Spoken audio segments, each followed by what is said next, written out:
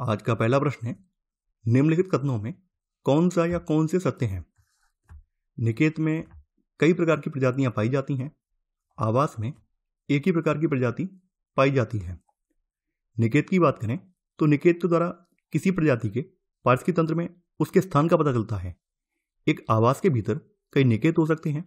प्रत्येक प्रजाति का एक विशिष्ट निकेत होता है और कोई भी दो प्रजातियां एक निकेत में निवास नहीं कर सकती हैं। यानी निकेत में केवल एक ही प्रजाति पाई जाती है, जबकि यहां लिखा हुआ है कई प्रकार की प्रजाति पाई जाती हैं। तो यहां पर आपका पहला वाला कथन गलत हो जाएगा।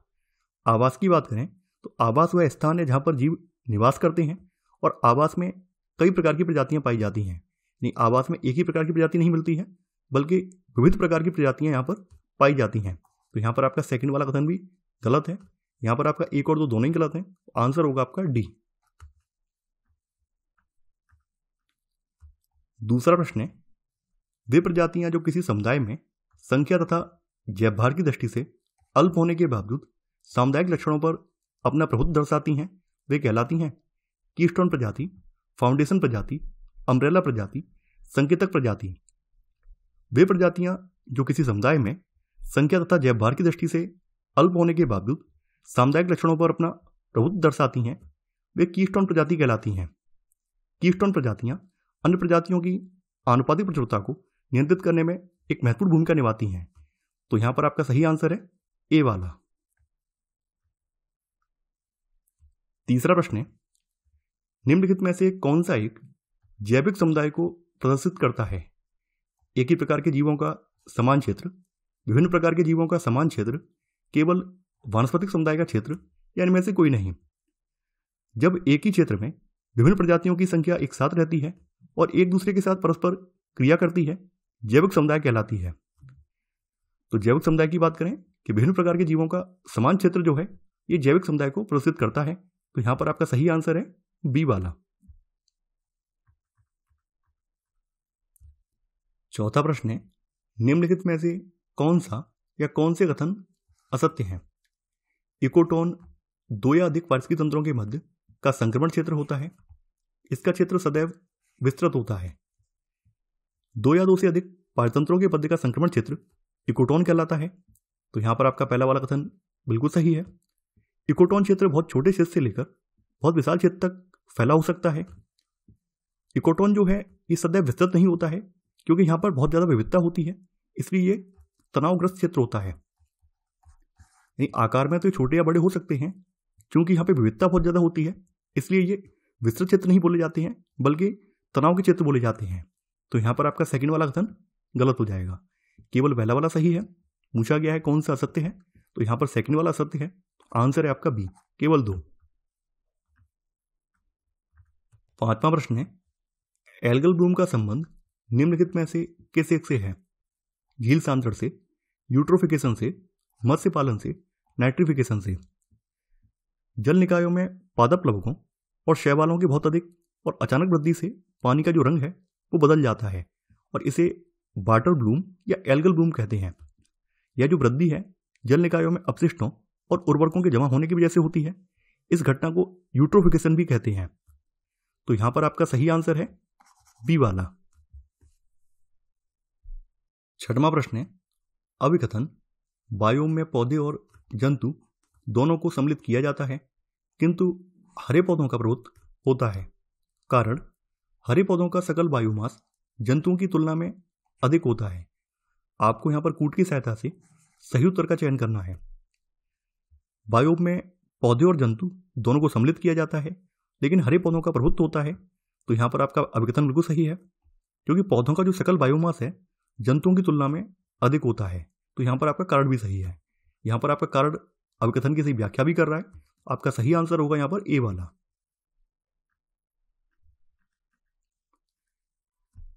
सातवां प्रश्न है, निम्नलिखित में से कौन एक जैविक अनुक्रमण की प्रवस्थाओं का सही क्रम है? प्रवास, नग्नीकरण, स्पर्धा, आस्थापन, प्रतिक्रिया, स्त्रीकरण। स्त्रीकरण, स्पर्धा, प्रवास, प्रतिक्रिया, नग्नीकरण, आस्थापन, नग्नीकरण, प्रवास, आस्थापन, स्पर्धा, प्रतिक्रिया, स्त्रीकरण। स्पर्धा, आस्थापन, प्रवास, प्रतिक्रिया, नग्नीकरण, स्थिरीकरण। देखिए, वह प्रक्रम जिसके द्वारा किसी क्षेत्र में पाई जाने वाली वनस्पति और जंतु प्रजातियों के समुदाय समय के साथ दूसरे समुदाय में परिवर्तित हो जाते हैं, जैविक अनुक्रमण कहलाता है। जैविक अनुक्रमण की जो अवधारणा है, इस अवधारणा को 1961 ईस्वी में क्लीमेंट्स ने प्रस्तुत किया था। यानी ये जो अवधारणा कॉन्सेप्ट है, ये क्लीमेंट्स ने दिया था। और जैविक अनुक्रमण की जो व्यवस्थाएं हैं, उनका सही क्रम है नग्नीकरण, प्रवास, आस्थापन, स्पर्धा, प्रतिक्रिया और स्थिरीकरण। तो यहां पर आपका सही आंसर होगा सी वाला। 8वां प्रश्न है, खाद्य जाल खाद्य श्रृंखला की अपेक्षा होता है जटिल, सरल, न जटिल न सरल, समान। पारितंत्र में विभिन्न जीवों में पोषण स्तर के माध्यम से संबंध होता है, अर्थात प्रत्येक जीव किसी अन्य जीव का भोजन बन जाता है और एक दूसरे को खाने वाले जीवों का अनुक्रमण खाद्य श्रृंखला बनाता है। खाद्य श्रृंखला में जीवों का एक सरल और सीधा संबंध होता है। जब विभिन्न खाद्य श्रृंखलाएं आपस में जुड़ जाती हैं तो वो खाद्य जाल का निर्माण करती हैं। खाद्य जाल जो है खाद्य श्रृंखला की अपेक्षा जटिल होता है। तो यहां पर आपका सही आंसर है ए वाला। 9वां प्रश्न है, निम्नलिखित में से कौन सा एक युग्म सही सुमेलित है? समुद्री वातावरण में मुख्य प्राथमिक उत्पादक फाइटोप्लैंक्टन्स, पारितंत्र में ऊर्जा प्रवाह, एक दिशीय, सर्वाधिक मुलायम लकड़ी की प्राप्ति, टैगा वन, सभी सही सुमेलित हैं। समुद्री वातावरण में फाइटोप्लैंक्टन्स मुख्य प्राथमिक उत्पादक होते हैं। फाइटोप्लैंक्टन्स स्वपोषी होते हैं, अर्थात अपना भोजन स्वयं बनाते हैं। तो यहां पर आपका ए वाला सही है। ऊर्जा की बात करें तो पारितंत्र की कार्यशीलता सौर ऊर्जा पर निर्भर करती है। विभिन्न पोषण स्तरों में ऊर्जा का प्रवाह जो होता है एक दिवसीय होता है। तो यहां पर आपका बी वाला कथन ये भी सही है। टैगा वन या शंकुधारी वन, इनसे सर्वाधिक मुलायम लकड़ी प्राप्त होती है। तो यहां पर आपका सी वाला भी सही है। यहां पर आपकी तीनों ही सही हैं, तो आंसर होगा आपका डी, यानी सभी सही सुमेलित हैं। 10वां प्रश्न है, निम्नलिखित में से किस एक का संख्या पिरामिड उल्टा होता है? तालाब, वन, घास स्थल, उपरोक्त सभी। देखिए, उल्टा पिरामिड कुछ इस प्रकार से बनेगा। तो उल्टे संख्या पिरामिड में प्रत्येक पोषण स्तर पर जीवों की संख्या में वृद्धि होती जाती है। उल्टा संख्या पिरामिड आधार पर नुकीला होता है और शीर्ष की तरफ ये चौड़ा हो जाता है। तो उल्टा संख्या पिरामिड तालाब पार्श्विक तंत्र में भी बनेगा, वन में भी बनेगा और घास स्थल में भी बनेगा। तो आपका सही आंसर होगा यहां पर डी वाला, यानी उपरोक्त सभी। 11वां प्रश्न है, निम्नलिखित में से कौन सा एक युग्म सही सुमेलित नहीं है? संस्था, स्थापना वर्ष, संयुक्त राष्ट्र पर्यावरण कार्यक्रम 1972, IUCN 1985, world wild life fund 1961, world resource institute 1982। देखिए, UNEP की स्थापना 1972 में हुई है। IUCN की स्थापना जो है 1985 में नहीं बल्कि 1948 में हुई है। इसका मुख्यालय स्विट्जरलैंड के ग्लैंड में स्थित है। इसका मुख्यालय ग्लैंड में है। तो यहां पर आपका बी वाला गलत है। वर्ल्ड वाइड लाइफ फंड की स्थापना 1961 में हुई है। वर्ल्ड रिसोर्स इंस्टीट्यूट की स्थापना 1982 में हुई है। तो यहां पर आपका गलत वाला आंसर है बी वाला। 12वां प्रश्न है, संकटग्रस्त जीव जंतुओं की सूची रेड डेटा बुक में कौन जारी करता है? UNEP, sites, traffic, IUCN। देखिए, जैव विविधता का संरक्षण अर्थात पौधे और जीव जंतुओं को लुप्त होने से बचाने और प्राकृतिक क्षेत्रों को नष्ट होने से बचाने का मुख्य कार्य IUCN का है। और IUCN संकटग्रस्त जीव जंतुओं की एक सूची जारी करता है जिसे रेड डेटा बुक कहा जाता है। तो यहां पर आपका सही आंसर है डी वाला। 13वां प्रश्न है, भारत में वन संरक्षण अधिनियम किस वर्ष पारित किया गया था? 1978, 1972, 1980, 1981। भारत में वन संरक्षण अधिनियम वर्ष 1980 में पारित किया गया था। देखिए, कई बार क्या होते हैं, अभ्यर्थी कंफ्यूज हो जाते हैं। ये वन संरक्षण अधिनियम है और भारतीय वन अधिनियम जो है 1927 में पारित हुआ है। तो वो भारतीय वन अधिनियम है और ये भारतीय वन संरक्षण अधिनियम है। इन दोनों में अंतर है। तो आपका सही आंसर है सी वाला। 14वां प्रश्न है, सूची 1 में आंदोलन दिए गए हैं और सूची 2 में उनके क्षेत्र हैं। शांत घाटी, शांत घाटी जो है केरल में हुआ था। नर्मदा बचाओ आंदोलन, नर्मदा बचाओ आंदोलन गुजरात में हुआ था। चिपको आंदोलन उत्तराखंड में हुआ था, अप्पिको जो है कर्नाटक में हुआ था। तो आपका यहां पर सही आंसर होगा ए का दूसरा, बी का पहला, सी का चौथा और डी का तीसरा। 15वां प्रश्न है, भारत ने किस वर्ष मॉन्ट्रियल प्रोटोकॉल पर हस्ताक्षर किया? 1987, 1989, 1991, 1992। मॉन्ट्रियल प्रोटोकॉल एक अंतर्राष्ट्रीय संधि है जो कि ओजोन परत के संरक्षण से संबंधित है। इसे 16 सितंबर 1987 को अपनाया गया था। यह 1989 में प्रभावी हुई है। भारत ने इस पर 1992 में हस्ताक्षर किए हैं। तो आपका सही आंसर है यहां पर डी वाला। 16वां प्रश्न है, पार्थिव निकेत के संदर्भ में कौन सा एक कथन असत्य है? निकेत एक सूक्ष्म निवास होता है। पार्थिव निकेत शब्द का सर्वप्रथम प्रयोग ग्रीनियल्स ने किया था। एक निकेत में पौधों एवं जीवों की विभिन्न प्रकार की जातियां व उपजातियां एक साथ निवास करती हैं। किसी निकेत में रहने वाली जाति दूसरे निकेत में रहने वाली जाति की पूरक होती है। देखिए यहां पर ए वाला सही है। निकेत एक सूक्ष्म निवास होता है। पार्थिव निकेत शब्द का सर्वप्रथम प्रयोग ग्रीनियल्स ने किया था। तो यहां पर आपका बी वाला भी सही है। यहां पर आपका सी वाला गलत है। जैसा कि मैंने आपको स्टार्टिंग में ही बताया था, निकेत में एक ही प्रकार की जाति और उपजाति निवास करती है। तो यहां पर आपका सी वाला गलत हो जाएगा। यहां पर आपका डी वाला सही है। किसी निकेत में रहने वाली जाति दूसरे निकेत में रहने वाली जाति की पूरक होती है। तो यहां पर आपका गलत वाला आंसर है सी वाला। 17वां प्रश्न है, अभिकथन दो प्रजातियों के संक्रमण क्षेत्र में सर्वाधिक जैव विविधता पाई जाती है। कारण इस क्षेत्र में दोनों पारतंत्रों की प्रजातियों के अलावा एक अन्य नवीन प्रजाति भी पाई जाती है। आपको यहां पर कूट की सहायता से सही उत्तर का चयन करना है। देखिए, दो पड़ोसी पार्श्विक तंत्रों के मध्य का एक ऐसा क्षेत्र जहां दोनों तंत्रों की विशेषताएं पाई जाती हैं इकोटोन कहलाता है। इन संक्रमण क्षेत्रों में सर्वाधिक जैव विविधता पाई जाती है क्योंकि इन क्षेत्रों में दोनों पारतंत्रों की प्रजातियों के अलावा एक अन्य नवीन प्रजाति भी पाई जाने लगती है जो कि दोनों का मिश्रण लिए होती है। तो यहां पर आपका अभिकथन भी सही है और कारण भी सही है, और कारण जो है यह अभिकथन की सही व्याख्या भी कर रहा है। तो आंसर है आपका ए वाला। 18वां प्रश्न है, एम स्ट्रिप्स का संबंध निम्नलिखित में से किस एक से है? जलवायु परिवर्तन से, हाथियों के संरक्षण से, बाघों की निगरानी से, आर्द्र भूमि संरक्षण से। भारत सरकार ने वर्ष 2010 में बाघों की निगरानी के लिए एक सॉफ्टवेयर आधारित प्रोग्राम एम स्ट्रिप्स प्रारंभ किया था। आपका सही आंसर है यहां पर सी वाला, यानी एम स्ट्रिप्स का संबंध बाघों की निगरानी से है। 19वां प्रश्न है, निम्नलिखित में से कौन सा एक युग्म सही सुमेलित नहीं है? प्रोजेक्ट टाइगर 1973, प्रोजेक्ट एलिफेंट 1995, जैव विविधता अधिनियम 2002, वन्य जीव संरक्षण अधिनियम 1972।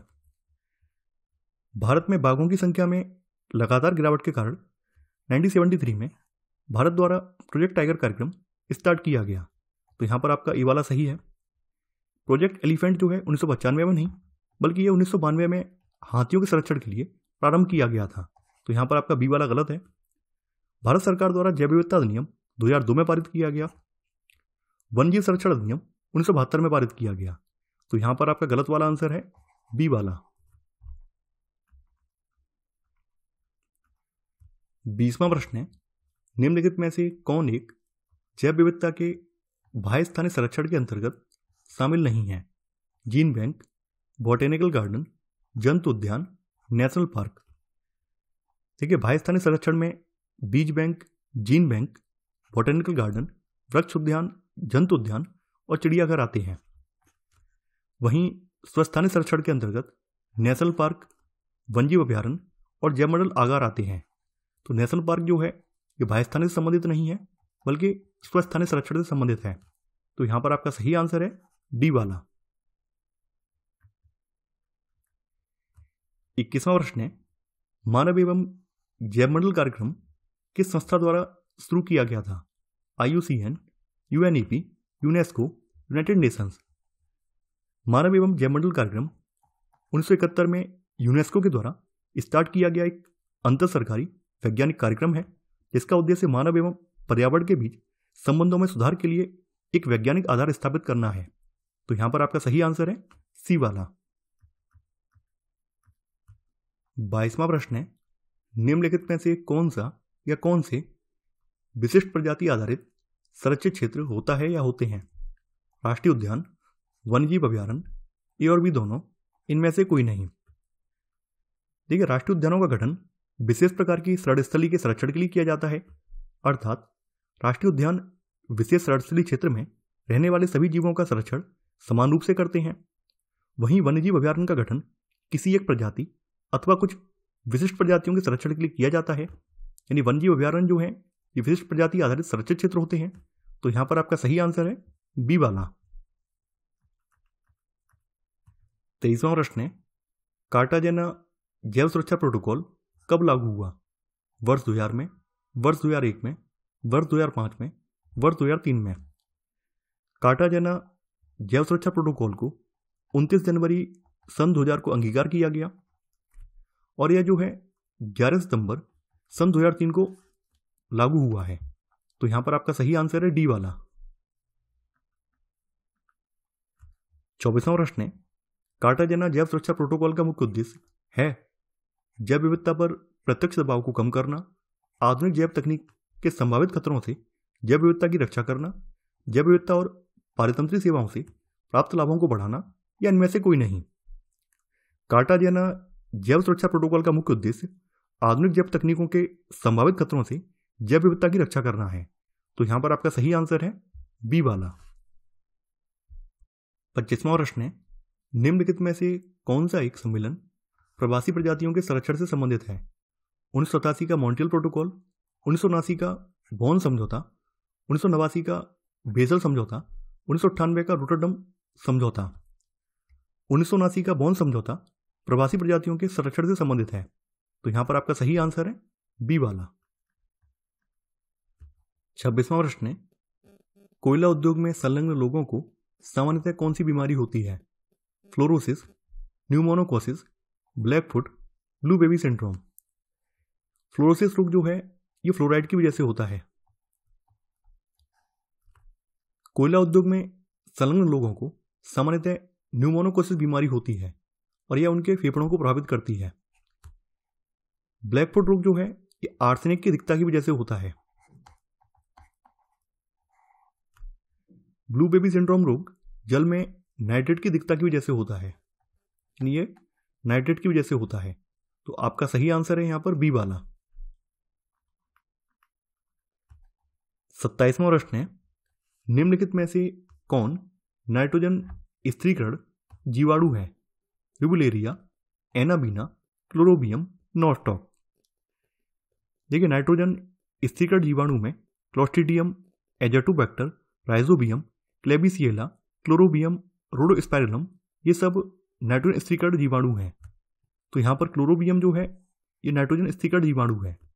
वहीं नाइट्रोजन स्थिरीकरण नीली हरी शैवालों में नॉस्टॉक, एनाबीना, ओलिसेरा, कैलोथ्रिक्स, रिबुलेरिया, ये सभी क्या हैं? ये सभी नीली हरी शैवाल हैं जो कि नाइट्रोजन का स्थिरीकरण करते हैं। यहां पे पूछा गया जीवाणु कौन सा है, तो जीवाणु जो है क्लोरोबियम है।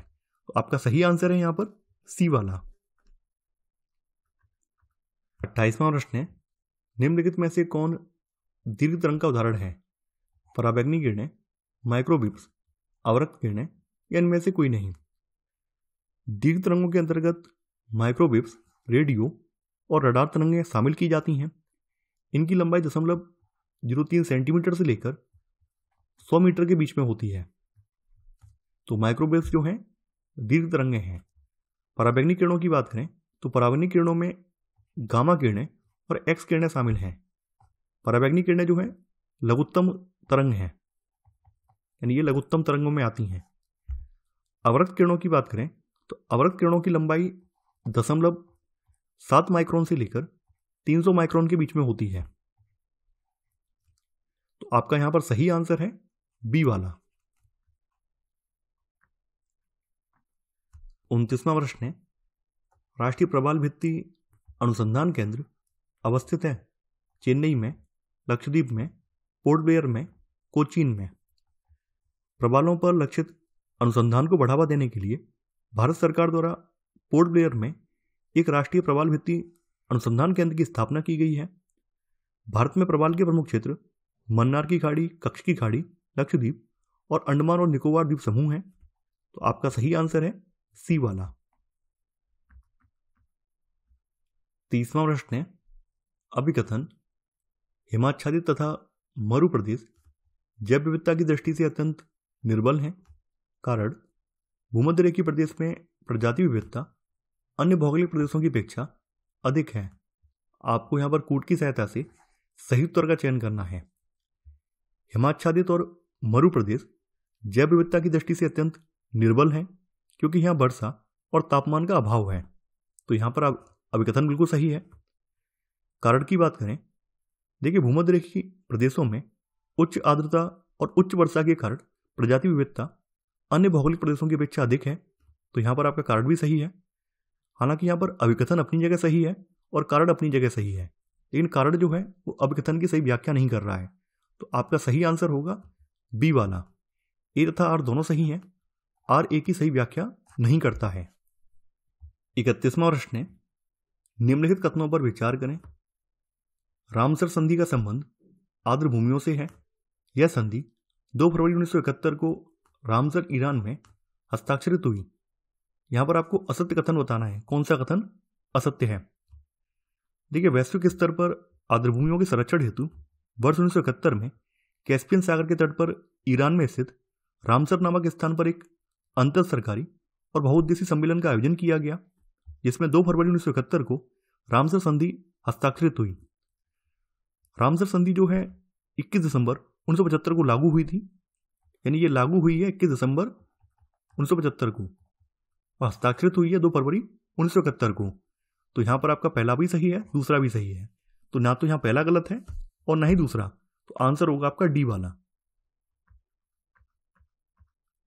32वां प्रश्न है, वैकल्पिक परिवहन ईंधन मेथेनॉल के संदर्भ में निम्नलिखित में से कौन सा कथन सही नहीं है? इसका उत्पादन प्राकृतिक गैस से किया जा सकता है, या बायोडिग्रेडेबल ईंधन नहीं है, इसे गैसोलीन के साथ मिश्रित किया जा सकता है, या जल में विलेय है। मेथेनॉल का उत्पादन प्राकृतिक गैस से किया जा सकता है, तो यहां पर आपका ए वाला सही है। मेथेनॉल एक बायोडिग्रेडेबल ईंधन है, तो यहां पर आपका बी वाला गलत है। इसे एथेनॉल और गैसोलीन के साथ मिश्रित किया जा सकता है, तो यहां पर आपका सी वाला सही है। मेथेनॉल हाइड्रोकार्बन ईंधन के समान जल में विलेय है, तो आपका डी वाला भी सही है। यहां पर आपका गलत वाला आंसर है बी वाला। 33वां प्रश्न है, बाघ संरक्षण पर पहला एशिया मंत्रिस्तरीय सम्मेलन थाईलैंड के हुआ हिन में आयोजित किया गया। वर्ष 2005 में, वर्ष 2010 में, वर्ष 2014 में, वर्ष 2012 में। बाघ संरक्षण पर पहला एशिया मंत्रिस्तरीय सम्मेलन थाईलैंड के हुआ हिन में वर्ष 2010 में आयोजित किया गया। बाघ संरक्षण पर दूसरा मंत्रिस्तरीय सम्मेलन वर्ष 2012 में भूटान में आयोजित किया गया। इसका तीसरा सम्मेलन 2016 में भारत में आयोजित हुआ है और चौथा सम्मेलन जो है 2022 में, जनवरी 2022 में मलेशिया में वर्चुअली आभासी रूप से आयोजित हुआ है। तो यहां पर आपका सही आंसर है बी वाला। 34वां प्रश्न है, निम्नलिखित में से कौन एक द्वितीयक प्रदूषक सेकेंडरी पोल्यूटेंट है? Carbon dioxide, carbon monoxide, ozone, sulphur dioxide. देखिए ऐसे प्रदूषक जो प्राथमिक वायु प्रदूषकों और साधारण वातावरणीय पदार्थों की क्रिया के फलस्वरूप उत्पन्न होते हैं, सेकेंडरी पोल्यूटेंट कहलाते हैं, द्वितीय प्रदूषक कहलाते हैं।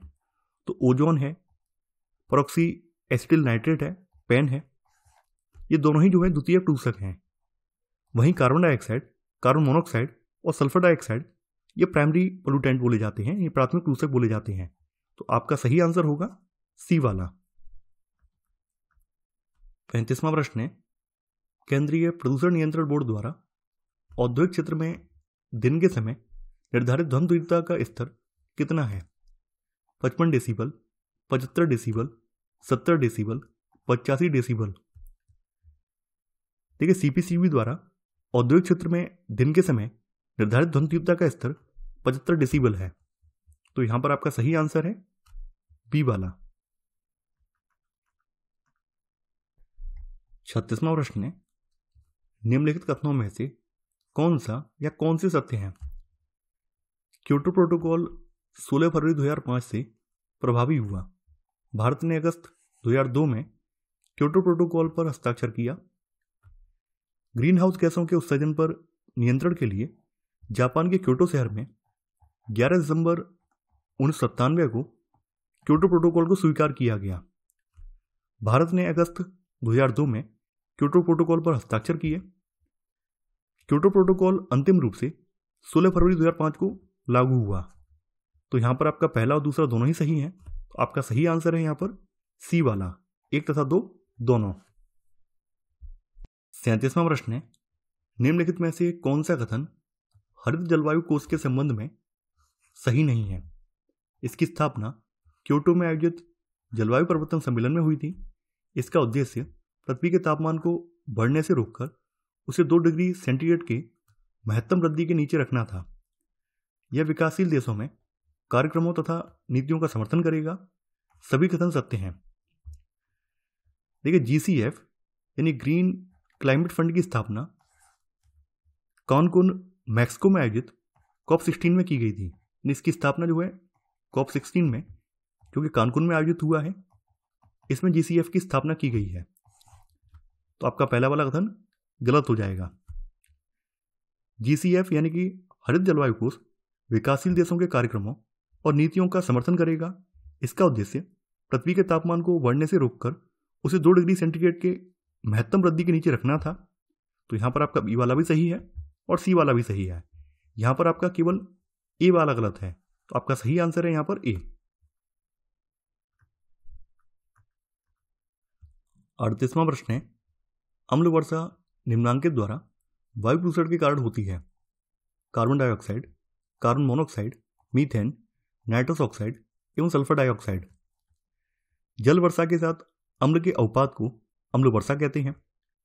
मानव जनित स्रोतों से निकलने वाली सल्फर डाइऑक्साइड और नाइट्रोजन के ऑक्साइड वायुमंडल में पहुंचकर जल के साथ मिलकर सल्फ्यूरिक एसिड और नाइट्रिक अम्ल का निर्माण करते हैं, जिससे वर्षा का जल अम्लीय हो जाता है। तो आपका सही आंसर है यहां पर डी वाला।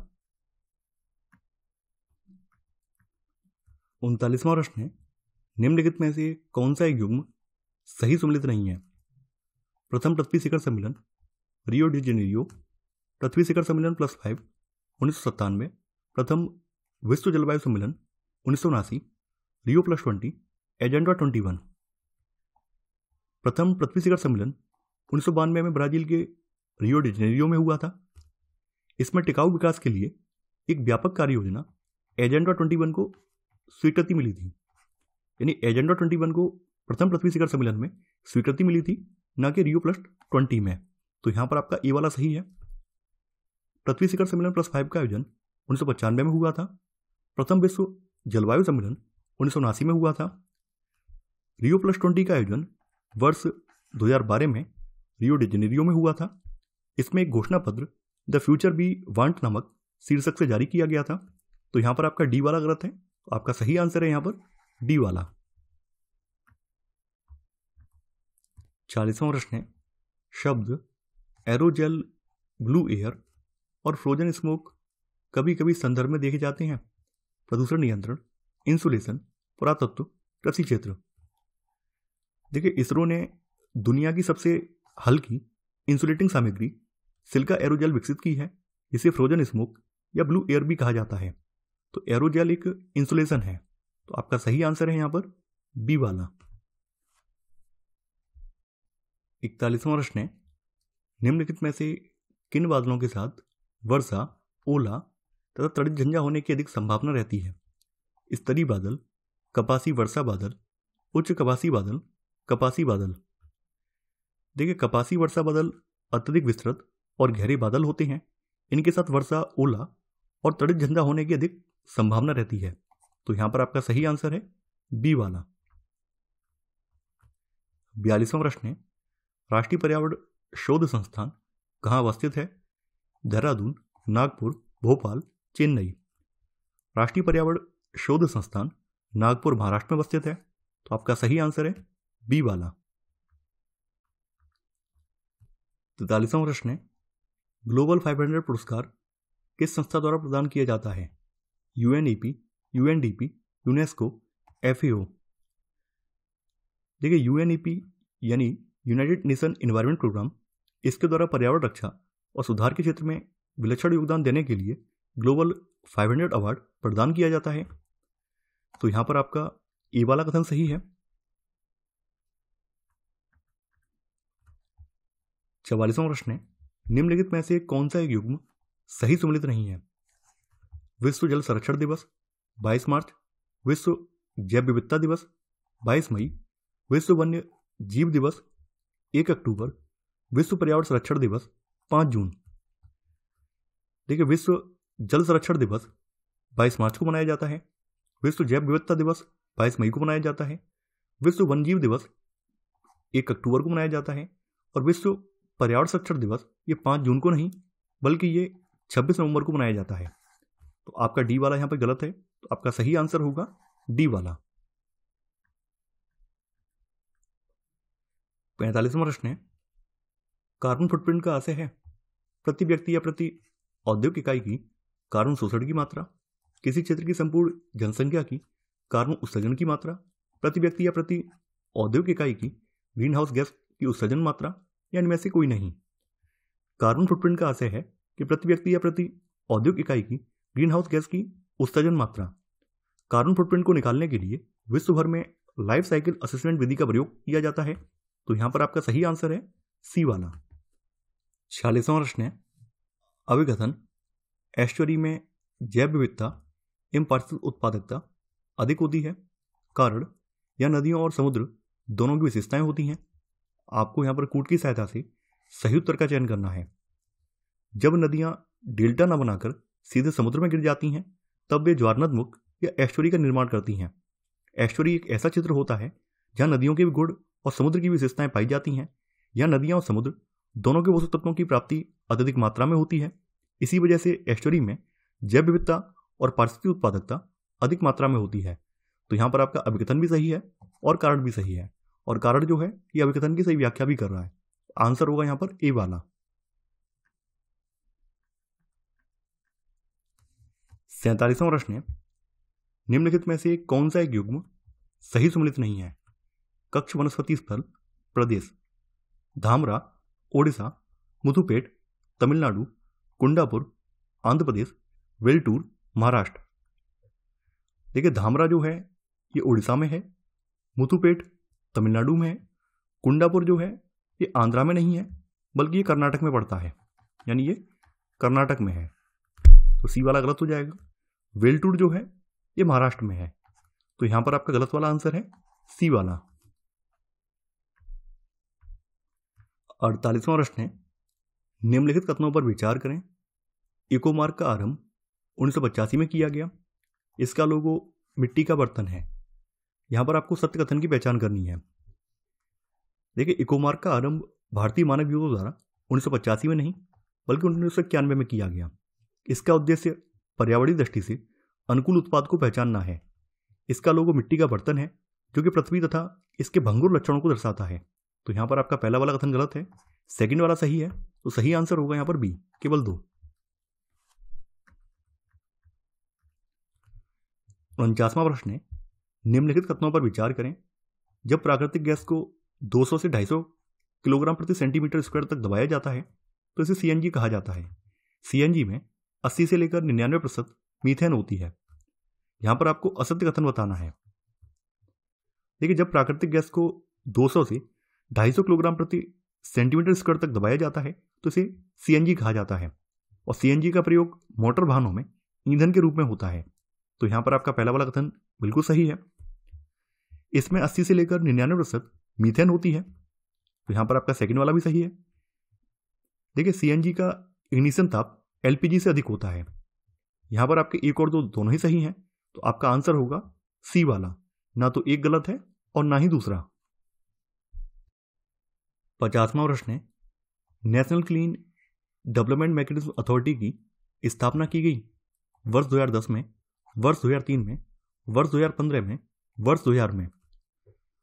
भारत सरकार ने दिसंबर 2003 में national clean development mechanism authority की स्थापना की। फरवरी 2005 में क्योटो प्रोटोकॉल के लागू होने के साथ ही भारत में क्लीन डेवलपमेंट मैकेनिज्म को नई गति प्राप्त हुई। National clean development mechanism authority मानकों के अनुरूप योजनाओं या परियोजनाओं के क्रियान्वयन को निर्देशित करता है। तो यहां पर आपका सही आंसर होगा बी वाला। 51वां प्रश्न है, निम्नलिखित में से कौन उच्च धातु संचयी पौधा है? ब्रेसिका जेंसिया, सनफ्लावर, हाइड्रिला वर्टिसिलिटा या उपरोक्त सभी? देखिए यहां पर प्रश्न में जितने भी पौधे दिए गए हैं ये सभी पौधे उच्च धातु संचयी पौधे हैं जो कैडमियम, आर्सेनिक, लेड, पारा आदि प्रदूषक धातुओं को अपने अंदर संचित कर पॉल्यूशन को कम करने में सहायक हैं। ये अपने ऊतकों में 10 से लेकर 100 गुना तक संचयन क्षमता रखते हैं। तो आपका सही आंसर है डी वाला। 52वां प्रश्न है, लघुत्तम वर्धन काल का जीवोम है? टुंड्रा, सवाना, टैगा, चैपरेल, वांजवन। टुंड्रा बायोम का वर्धन काल 50 दिन से कम होता है, अति लघु होता है। इस बायोम का विस्तार ध्रुवीय क्षेत्रों में पाया जाता है जहां वर्ष भर सूर्यातप और सूर्य के प्रकाश का अभाव रहता है, जिसकी वजह से यहां पर वनस्पतिक विकास न्यूनतम होता है। तो आपका सही आंसर है यहां पर ए वाला। 53वां प्रश्न है, निम्नलिखित कथनों में कौन सा या कौन से सत्य हैं? नगोया प्रोटोकॉल 12 अक्टूबर 2012 को प्रभाव में आया या आनुवंशिक संसाधनों को प्राप्त करने एवं उनसे मिले लाभों के समुचित व निष्पक्ष बंटवारे से संबंधित है?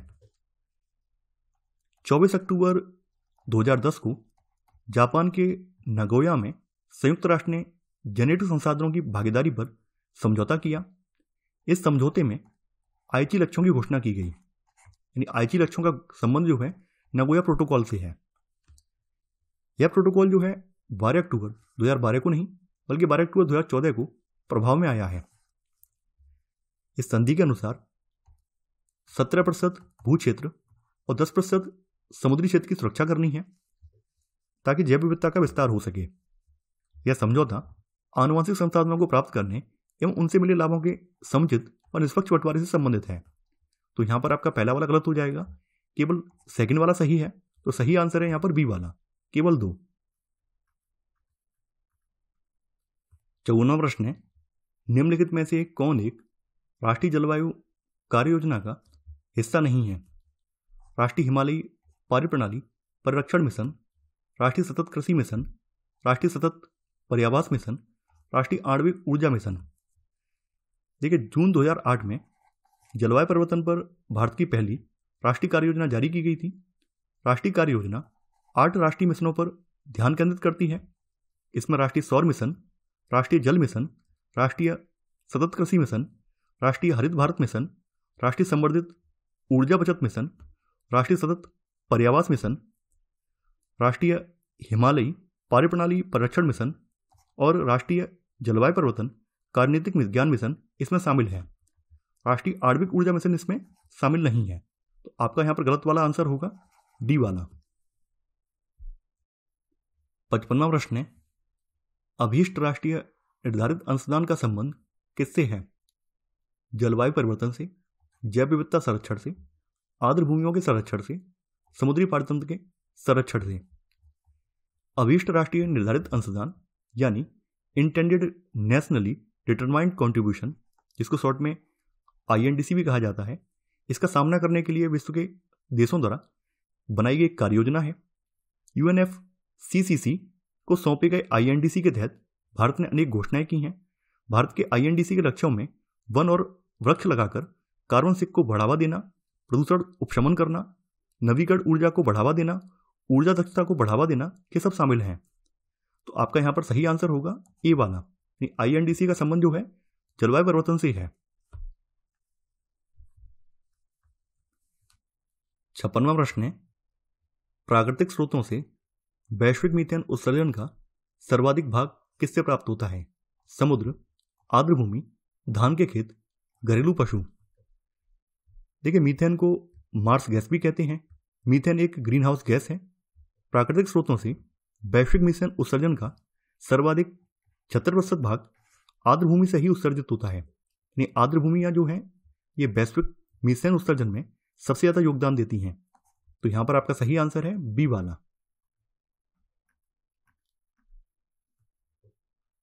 57वां प्रश्न है, सूची 1 में राष्ट्रीय उद्यान दिए गए हैं और सूची 2 में उनसे संबंधित राज्य है।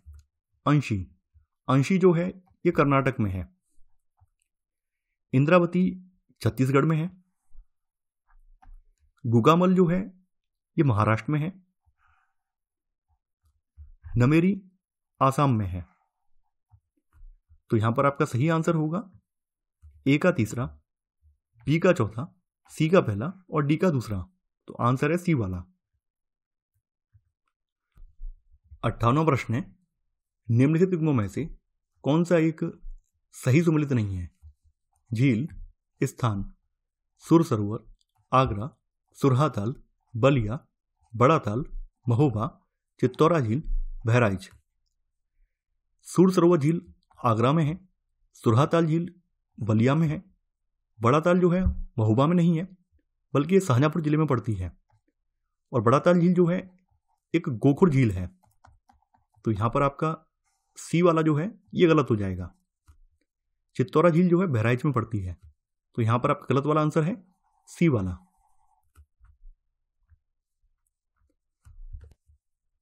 59वां प्रश्न है, निम्नलिखित में से पर्यावरण किससे मिलकर बनता है? अजैविक घटक, जैविक घटक, सामाजिक गतिविधियां, उपरोक्त सभी। पर्यावरण की समग्र संकल्पना के भीतर भौतिक पर्यावरण, जैविक पर्यावरण और सामाजिक पर्यावरण समाविष्ट हैं। भौतिक या अजैविक पर्यावरण के अंतर्गत जल, थल और वायुमंडल आते हैं। जैविक पर्यावरण में उपस्थित प्राणी समूह और वनस्पति आती है। सामाजिक पर्यावरण में मानवों का रहन सहन, परस्पर समागम और उसका पर्यावरण पर प्रभाव ये शामिल है। तो आपका सही आंसर है यहां पर डी वाला, यानी कि उपरोक्त सभी। 60वां प्रश्न है, निम्नलिखित में से कौन सा एक युग्म सही सुमेलित नहीं है? राष्ट्रीय उद्यान, राज्य, great Himalayan, Himachal Pradesh, Periyar, Kerala, Hemis, Uttarakhand, fossil, Madhya Pradesh. Great Himalayan Himachal Pradesh में है। पेरियार केरल में है। हेमिस राष्ट्रीय उद्यान जो है ये उत्तराखंड में नहीं है, बल्कि जम्मू एंड कश्मीर में है। तो यहां पर आपका सी वाला गलत हो जाएगा। फॉसिल राष्ट्रीय उद्यान एमपी में है। यहां पर आपका गलत वाला आंसर है सी वाला। 61वां प्रश्न है, कोले आर्द्रभूमि का संबंध निम्नलिखित में से किस राज्य से है? तमिलनाडु, आंध्र प्रदेश, कर्नाटक, केरल। कोले आर्द्रभूमि का संबंध केरल राज्य से है। यह केरल राज्य की 40% चावल की आवश्यकता की पूर्ति करती है। कोले आर्द्रभूमि एक रामसर आर्द्रभूमि है। यह प्रवासी पक्षियों के लिए भी प्रसिद्ध है। तो यहां पर आपका सही आंसर है डी वाला। 62वां प्रश्न है, सूची 1 में दिवस दिए गए हैं और सूची 2 में उनकी तिथियां हैं। विश्व गौरैया दिवस, ठीक है, विश्व गौरैया दिवस प्रतिवर्ष 20 मार्च को मनाया जाता है। तो यहां पर ए का तीसरा हो जाएगा। विश्व बाघ दिवस जो है प्रतिवर्ष 29 जुलाई को मनाया जाता है। विश्व मृदा दिवस जो है प्रतिवर्ष जो है 5 दिसंबर को मनाया जाता है। विश्व गैंडा दिवस जो है प्रतिवर्ष 22 सितंबर को मनाया जाता है। तो आपका सही आंसर होगा 3, 4, 1, 2 यानी कि ए वाला।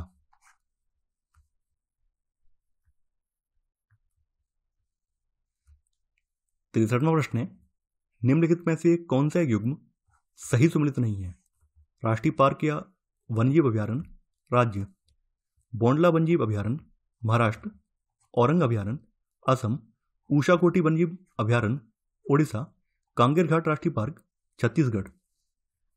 देखिए, बोंडला वन्यजीव अभ्यारण्य ये महाराष्ट्र में नहीं है, बल्कि गोवा राज्य में पड़ता है। तो यहां पर आपका ई वाला गलत है। औरंग अभ्यारण्य असम में पड़ता है। ऊषाकोटी वन्यजीव अभ्यारण्य ओडिशा में पड़ता है। कांगेर घाटी राष्ट्रीय पार्क छत्तीसगढ़ में स्थित है।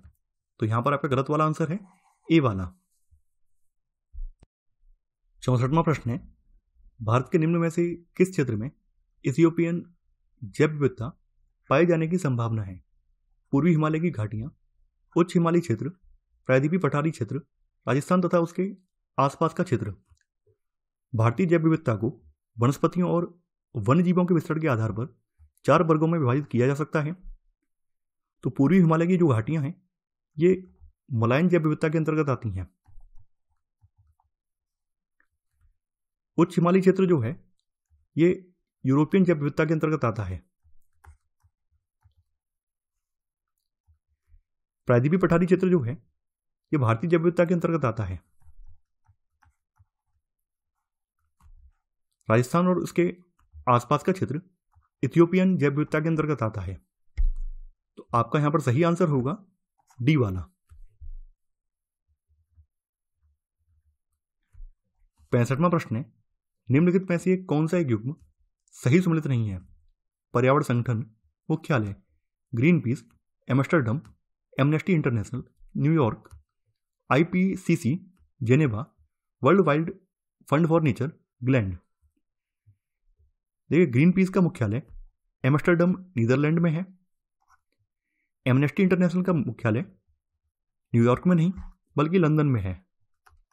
तो यहां पर आपका बी वाला गलत हो जाएगा।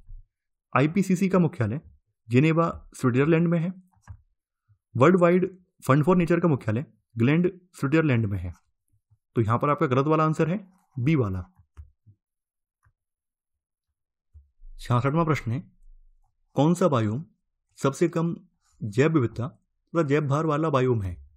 टैगा बायोम, टुंड्रा बायोम, भूमसागरीय बायोम, स्टेपी घास बायोम। देखिए, टुंड्रा बायोम सबसे कम जैव विविधता और जैव भार वाला बायोम है। टुंड्रा बायोम का विस्तार ध्रुवीय क्षेत्रों में पाया जाता है जहां वर्ष भर सूर्यातप का अभाव रहता है और यहां पर वर्षा भी ना के बराबर होती है। यहाँ की जमीन जो है बर्फ से ढकी हुई है, इस वजह से यहाँ पर प्राथमिक उत्पादकता अत्यधिक न्यून होती है। तो यहां पर आपका सही आंसर है बी वाला। 67वां प्रश्न है, निम्न पहाड़ियों का वेलिकोंडा समूह किसका एक संरचनात्मक हिस्सा है? नीलगिरी हिल्स, पश्चिमी घाट, पूर्वी घाट, इलायची पहाड़ियां। वेलिकोंडा रेंज या वेलिकोंडा हिल्स एक निचली पर्वत श्रृंखला है जो पूर्वी घाट पर्वत श्रृंखला प्रणाली का हिस्सा है। वेलिकोंडा रेंज जो है ये आंध्र प्रदेश राज्य के दक्षिण पूर्वी हिस्से में स्थित है। यानी कहां पड़ती है? ये आंध्रा में पड़ती है और आंध्रा के दक्षिण पूर्व में स्थित है ये। तो आपका सही आंसर है यहां पर सी वाला। 68वां प्रश्न है, सौर विकिरण की सबसे महत्वपूर्ण भूमिका है कार्बन चक्र में, जल चक्र में, हाइड्रोजन चक्र में, नाइट्रोजन चक्र में। देखिए, सौर विकिरण की सबसे महत्वपूर्ण भूमिका जल चक्र में है। सौर विकिरण जल चक्र को परिचालित करता है। सौर विकिरण जल का वाष्पीकरण करता है। सौर विकिरण के द्वारा बर्फ का जल में द्रवीकरण होता है। तो आपका यहां पर सही आंसर है बी वाला।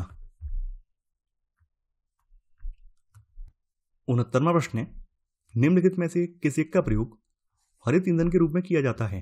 पेट्रोल, डीजल, कोयला, एथेनॉल। देखिए, एथेनॉल का प्रयोग हरित ईंधन के रूप में किया जाता है। एथेनॉल एक प्रसिद्ध एल्कोहल है, इसे एथिल एल्कोहल भी कहते हैं। इसका निर्माण किसी शक्करमय पदार्थ या स्टार्चमय पदार्थ से होता है। गन्ने की खेती के द्वारा भी बायो एथेनॉल की प्राप्ति की जा सकती है। आपका सही आंसर है यहां पर डी वाला। 70वां प्रश्न है, निम्नलिखित कथनों में कौन सा या कौन से असत्य हैं? जैव उपचार पारिस्थितिकी तंत्र की पुनर्स्थापना करने में सक्षम है। कंपोस्टिंग एक स्वस्थानिक जैव उपचार तकनीक है। सूक्ष्म जीवों के प्रयोग के द्वारा पर्यावरण से विषैले पदार्थों के निष्कासन की प्रक्रिया जैव उपचार कहलाती है। जैव उपचार पारिस्थितिकी तंत्र की पुनर्स्थापना में उपयोगी होता है। तो यहां पर आपका पहला वाला कथन सही है। देखिए, कंपोस्टिंग एक स्वस्थानीय नहीं बल्कि बाह्य स्थानीय जैव उपचार तकनीक है। इसमें कृषि अपशिष्ट को मिश्रित करके सूक्ष्म जीवों की वृद्धि की जाती है। तो यहां पर आपका सेकंड वाला कथन गलत हो जाएगा, केवल पहला वाला सही है। लेकिन यहां पे पूछा गया कौन सा असत्य है, सेकंड वाला असत्य है, तो आंसर है बी, केवल सेकंड। 71वां प्रश्न है, कीटभक्षी पौधे उन स्थानों पर पाए जाते हैं जहां की भूमि में कमी होती है? कार्बन की, सल्फर की, नाइट्रोजन की, हरित लवक की। कीटभक्षी पौधे उन स्थानों पर पाए जाते हैं जहां की भूमि में नाइट्रोजन की कमी होती है।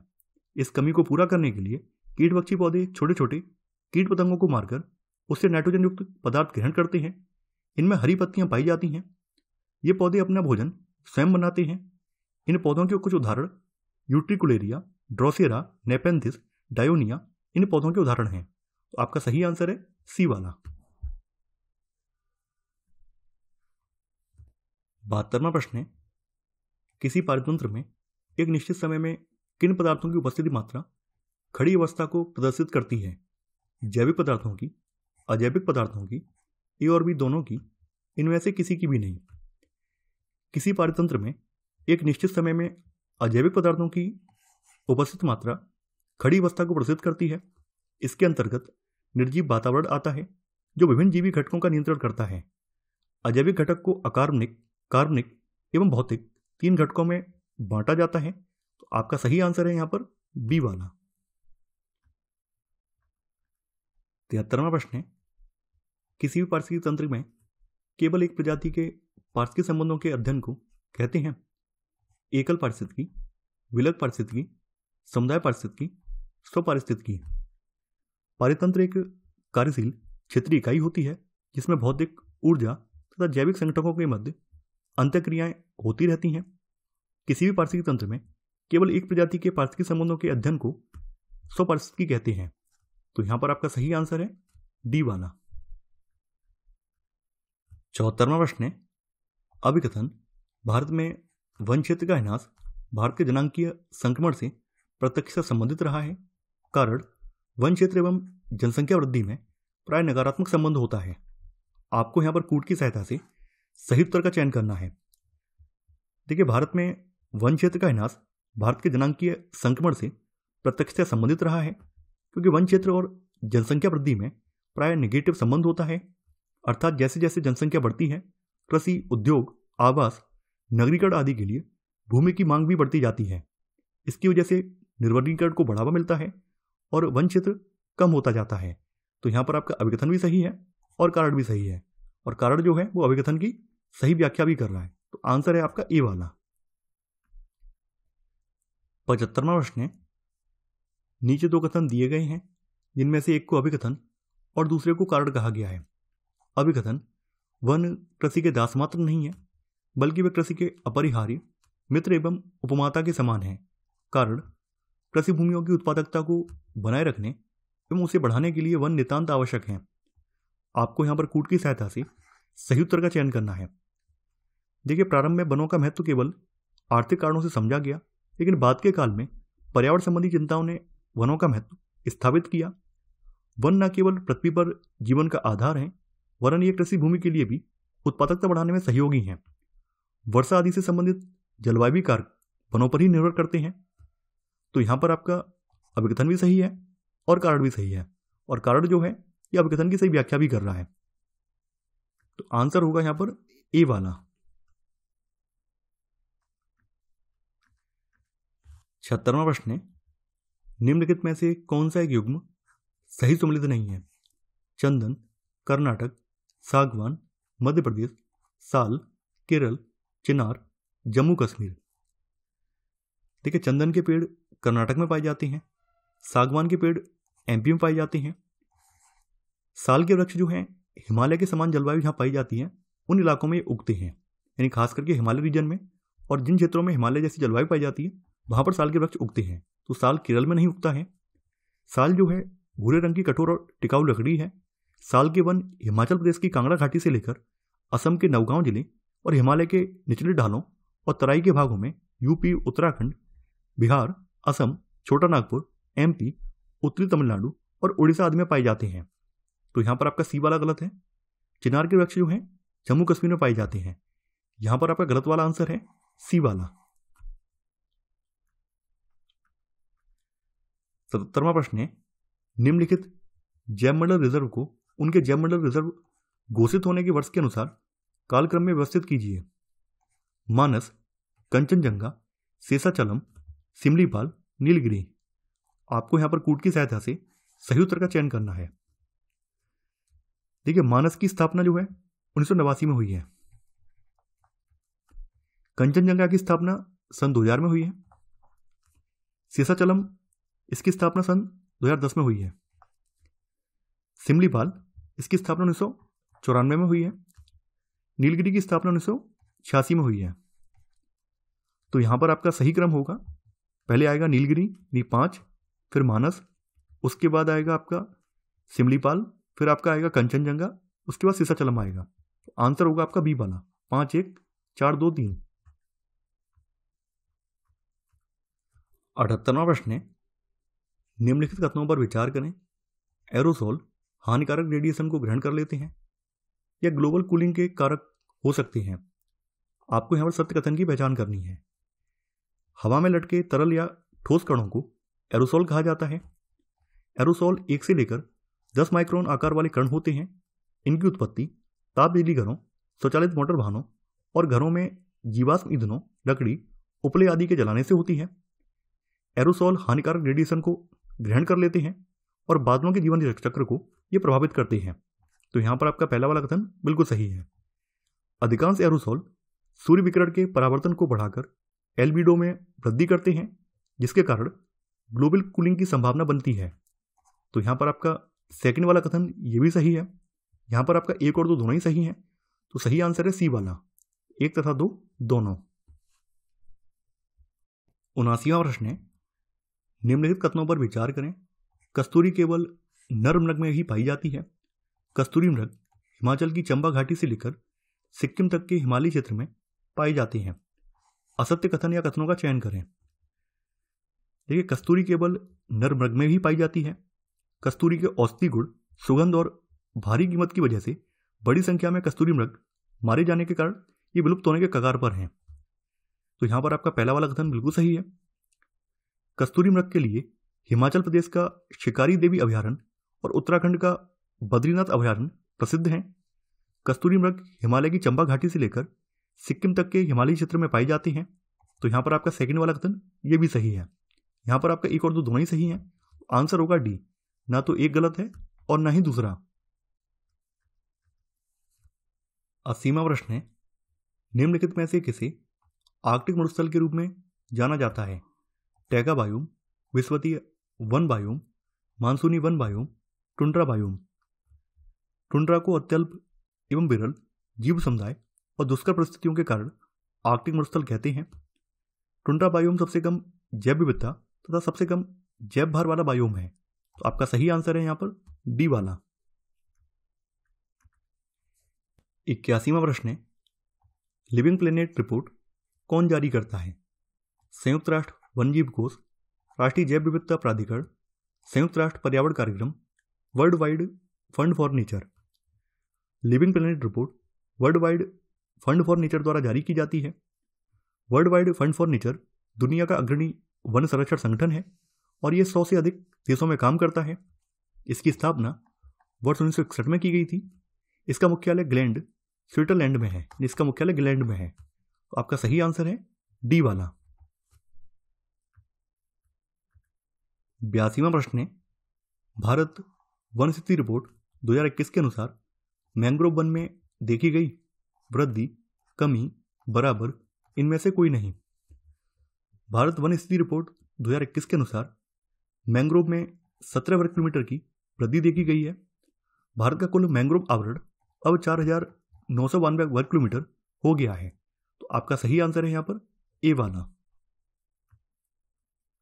83वां प्रश्न है, निम्नलिखित में से किस एक का वार्षिक जैव द्रव्यमान न्यूनतम होता है?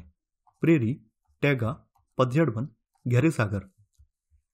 जैव द्रव्यमान के उत्पादन की दृष्टि से उष्णकटिबंधीय वर्षा वन पहले स्थान पर आते हैं, जबकि गहरे सागर में वार्षिक स्तर पर नगण्य जैव द्रव्यमान उत्पादन होता है।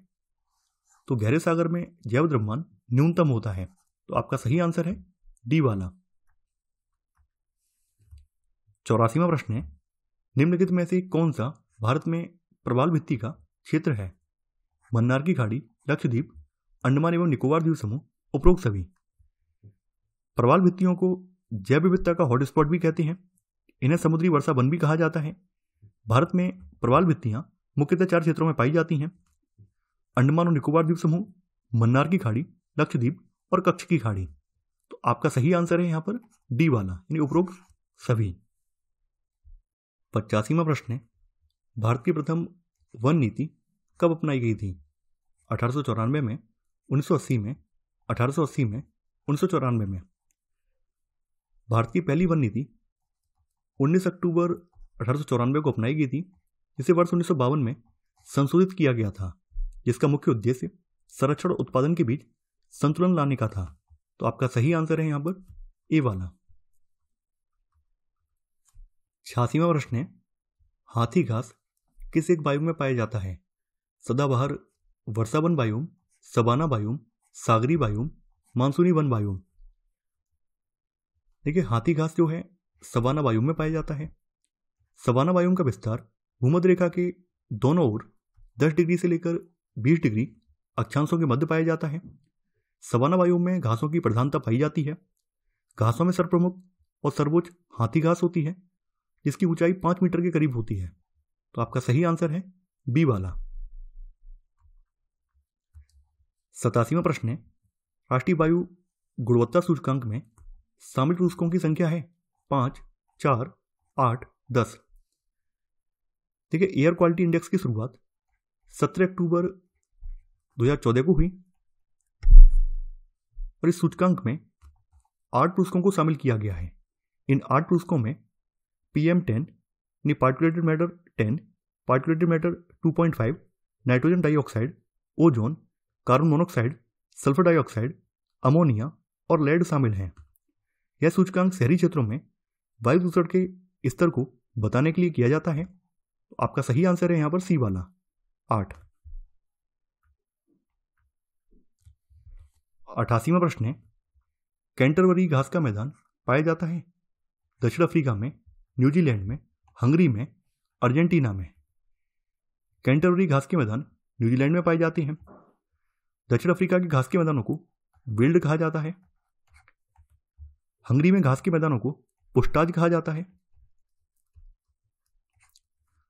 अर्जेंटीना में घास के मैदानों को पंपास कहा जाता है। आपका यहां पर सही आंसर है बी वाला।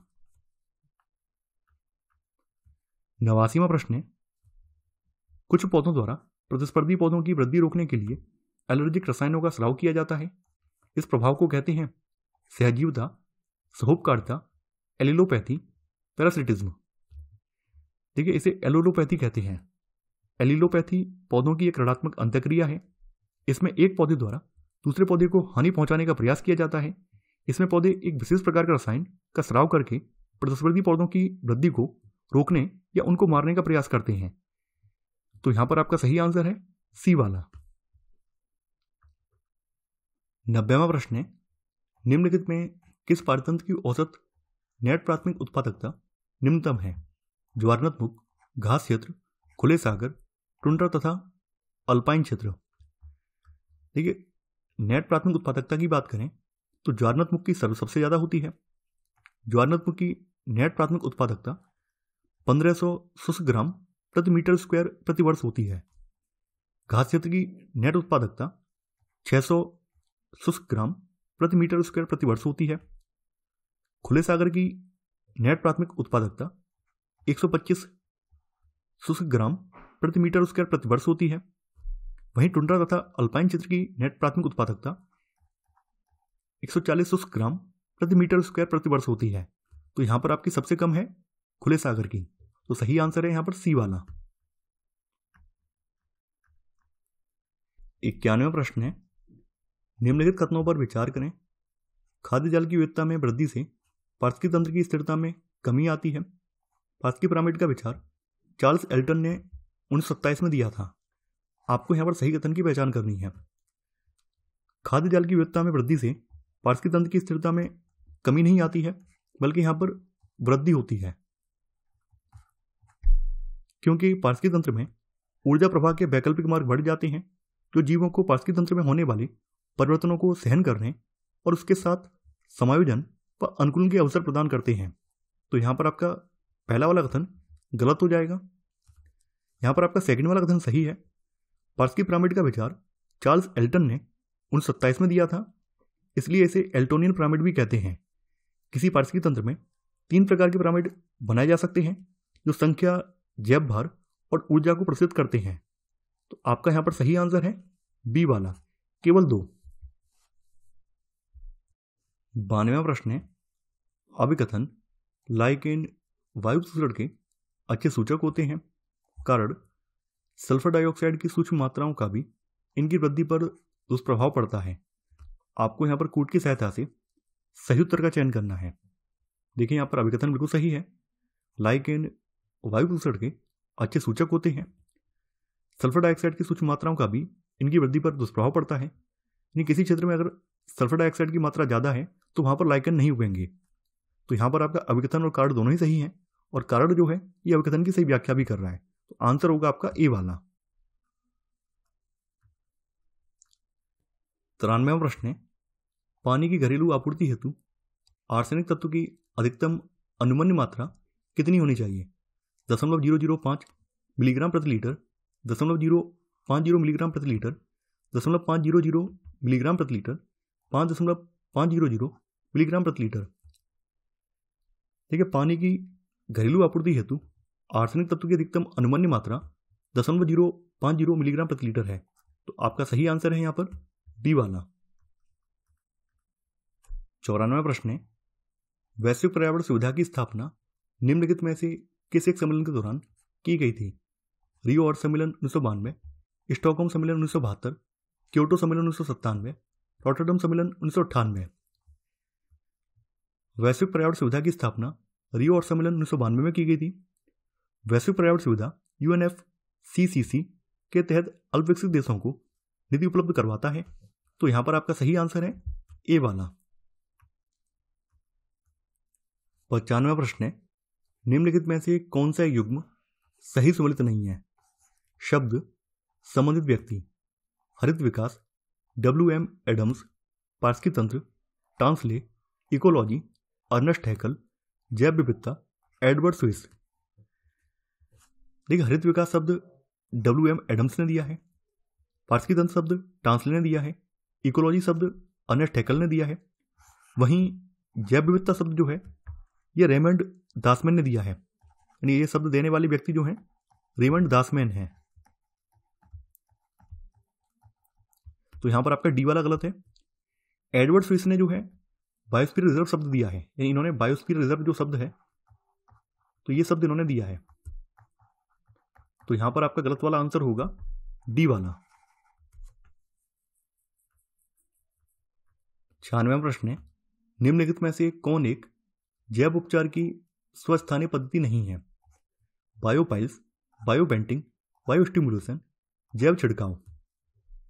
देखिए, जैव उपचार की स्वस्थानीय तकनीकों में बायोबेंटिंग, बायोस्टिमुलेशन, जैव छिड़काव और जैव संवर्धन शामिल हैं। वहीं जैव उपचार की बाह्यस्थानीय तकनीकों में कंपोस्टिंग, लैंड फार्मिंग, बायोपाइल्स और बायोरिएक्टर शामिल हैं। तो बायोपाइल्स जो है जैव उपचार की स्वस्थानीय पद्धति नहीं बल्कि बाह्यस्थानीय पद्धति है। तो यहां पर आपका सही आंसर है ए वाला। 97वां प्रश्न है, वर्ष 1958 में नागपुर में स्थापित किया गया राष्ट्रीय पर्यावरण अभियांत्रिकी शोध संस्थान किस मंत्रालय या विभाग के अधीन कार्य करता है? वन एवं पर्यावरण मंत्रालय, विज्ञान एवं प्रौद्योगिकी मंत्रालय, पर्यावरण निदेशालय, केंद्रीय प्रदूषण नियंत्रण बोर्ड। वर्ष 1958 में नागपुर में स्थापित किया गया राष्ट्रीय पर्यावरण अभियांत्रिकी शोध संस्थान विज्ञान एवं प्रौद्योगिकी मंत्रालय के अधीन कार्य करता है। इसकी स्थापना का मुख्य उद्देश्य वाटर सप्लाई, सीवरेज प्लान, औद्योगिक प्रदूषण से संबंधित बीमारियों की रोकथाम एवं शोध तथा विकास करना है। तो यहां पर आपका सही आंसर है बी वाला। 98वां प्रश्न है, निम्नलिखित में से किस एक अधिनियम द्वारा यह परिभाषित किया गया है कि पर्यावरण किसी जीव के चारों तरफ घिरे भौतिक एवं जैविक दिशाएं और उनके साथ अंत्यक्रिया को सम्मिलित करता है? वन नीति 1952, वन संरक्षण अधिनियम 1972, पर्यावरण संरक्षण अधिनियम 1986, वन संरक्षण अधिनियम 1980। पर्यावरण संरक्षण अधिनियम 1986 द्वारा यह परिभाषित किया गया है कि पर्यावरण किसी जीव के चारों तरफ घिरे भौतिक एवं जैविक दशाएं और उनके साथ अंत्यक्रिया को सम्मिलित करता है। पृथ्वी पर पाए जाने वाले भूमि, जल, वायु, पेड़ पौधे एवं जीव जंतुओं का समूह जो हमारे चारों ओर है सामूहिक रूप से पर्यावरण कहलाता है। तो आपका सही आंसर है यहां पर सी वाला। 99वां प्रश्न है, ऐसे भारतीय उत्पाद जो पर्यावरण के प्रति मैत्रीपूर्ण होते हैं को निम्न में से कौन सा प्रमाण पत्र दिया जाता है? Egg mark, water mark, eco mark, ISI mark. ऐसे भारतीय उत्पाद जो पर्यावरण के प्रति मैत्रीपूर्ण होते हैं इनको इको मार्क प्रमाण पत्र दिया जाता है। वर्ष 1991 से यह प्रमाण पत्र ब्यूरो ऑफ इंडियन स्टैंडर्ड द्वारा जारी किया जाता है, यानी BIS इसे जारी करता है। तो यहां पर आपका सही आंसर है सी वाला। 100वां प्रश्न है, पर्यावरण संरक्षण अधिनियम 1986 के संबंध में निम्नलिखित कथनों पर विचार करें। इस अधिनियम को 1972 के स्टॉकहोम कॉन्फ्रेंस को लागू करने हेतु पास किया गया था। यह कानून स्वैच्छिक है, इसके तहत दंड का प्रावधान नहीं है। आपको यहां बताना है कौन सा कथन सही है। देखिए यहां पर आपका पहला वाला कथन बिल्कुल सही है। पर्यावरण संरक्षण अधिनियम 1986 को 1972 के स्टॉकहोम कॉन्फ्रेंस को लागू करने हेतु पास किया गया था। यहां पर आपका सेकंड वाला कथन गलत है। देखिए यह अधिनियम दंड का प्रावधान करता है, तो यहां पर आपका केवल पहला वाला कथन सही है। आपका सही आंसर होगा आपका ए, केवल एक। 101वां प्रश्न है, निम्नलिखित पर विचार कीजिए। जल, ऊर्जा, स्वास्थ्य, कृषि, जैव विविधता उपरोक्त में से कौन सा या कौन से धारणीय विकास के अंतर्गत सम्मिलित हैं, ये आपको बताना है। देखिए यहां पर धारणीय विकास के अंतर्गत जल, ऊर्जा, स्वास्थ्य, कृषि, जैव विविधता ये सभी सम्मिलित हैं। आपका सही आंसर होगा डी, उपरोक्त सभी। 102वां प्रश्न है, निम्नलिखित में से कौन सा एक युग्म सही सम्मिलित नहीं है। रोजवुड, उष्णकटिबंधीय सदाबहार वन, सागवान, उष्णकटिबंधीय पर्णपाती वन, यूकेलिप्टस, शीतोष्ण सदाबहार वन, चीड़, शीतोष्ण पर्णपाती वन। देखिए रोजवुड जो है उष्णकटिबंधीय सदाबहार वनों का वृक्ष है। सागवान जो है ये उष्णकटिबंधीय पर्णपाती वनों से संबंधित है। यूकेलिप्टस शीतोष्ण सदाबहार वनों का वृक्ष है। चीड़ का संबंध जो है शीतोष्ण पर्णपाती से नहीं है, बल्कि शीतोष्ण सदाबहार वन का उदाहरण है, यानी इसका संबंध शीतोष्ण सदाबहार वनों से है। तो आपका डी वाला यहां पे गलत हो जाएगा। शीतोष्ण सदाबहार वन मध्य अक्षांश के तटीय प्रदेशों में पाए जाते हैं। ये सामान्यतः महाद्वीपों के पूर्वी किनारों पर पाए जाते हैं, जैसे दक्षिण पूर्व अमेरिका, दक्षिणी चीन, दक्षिणी पूर्वी ब्राजील। तो आपका यहां पर गलत वाला आंसर होगा डी वाला। 103वां प्रश्न है, ये लंबे नरम काष्ठ वाले सदाबहार वृक्ष होते हैं। इन वृक्षों के काष्ठ का उपयोग लुगदी बनाने में किया जाता है, जो सामान्यतः अखबारी कागज बनाने के काम में आता है। उपरोक्त निम्न में से किस प्रकार के वन की विशेषताएं हैं। भूमध्यसागरीय वन, शंकुधारी वन, शीतोष्ण पर्णपाती वन, उष्णकटिबंधीय सदाबहार वन। देखिए यहां पर जो विशेषताएं बताई गई हैं ये शंकुधारी वनों की विशेषताएं हैं। शंकुधारी वन जो है उत्तरी गोलार्ध में 50 डिग्री से लेकर 70 डिग्री अक्षांशों के मध्य पाए जाते हैं। इन्हें टैगा वन भी कहते हैं। ये वन अत्यधिक ऊंचाई वाले स्थान पर पाए जाते हैं। हिमालय के ऊंचाई वाले भाग में भी ये वन पाए जाते हैं। इन वनों में चीड़, देवदार आदि वृक्ष देखने को मिलते हैं। आपका सही आंसर है यहां पर बी वाला, शंकुधारी वन। 104वां प्रश्न है, निम्न में से कौन उष्णकटिबंधीय वर्षा वनों का एक परजीवी पौधा है। आर्किड, ब्रोमेलाइड, ये और भी दोनों, इनमें से कोई नहीं। आर्किड और ब्रोमेलाइड उष्णकटिबंधीय वर्षा वनों के परजीवी पौधे हैं। ब्रोमेलाइड अपनी पत्तियों में जल को संचित रखने की क्षमता वाला पौधा है। मेढक जैसे प्राणी इन जल के पॉकेट का उपयोग अंडा देने के लिए करते हैं। तो यहां पर आपका सही आंसर है सी वाला।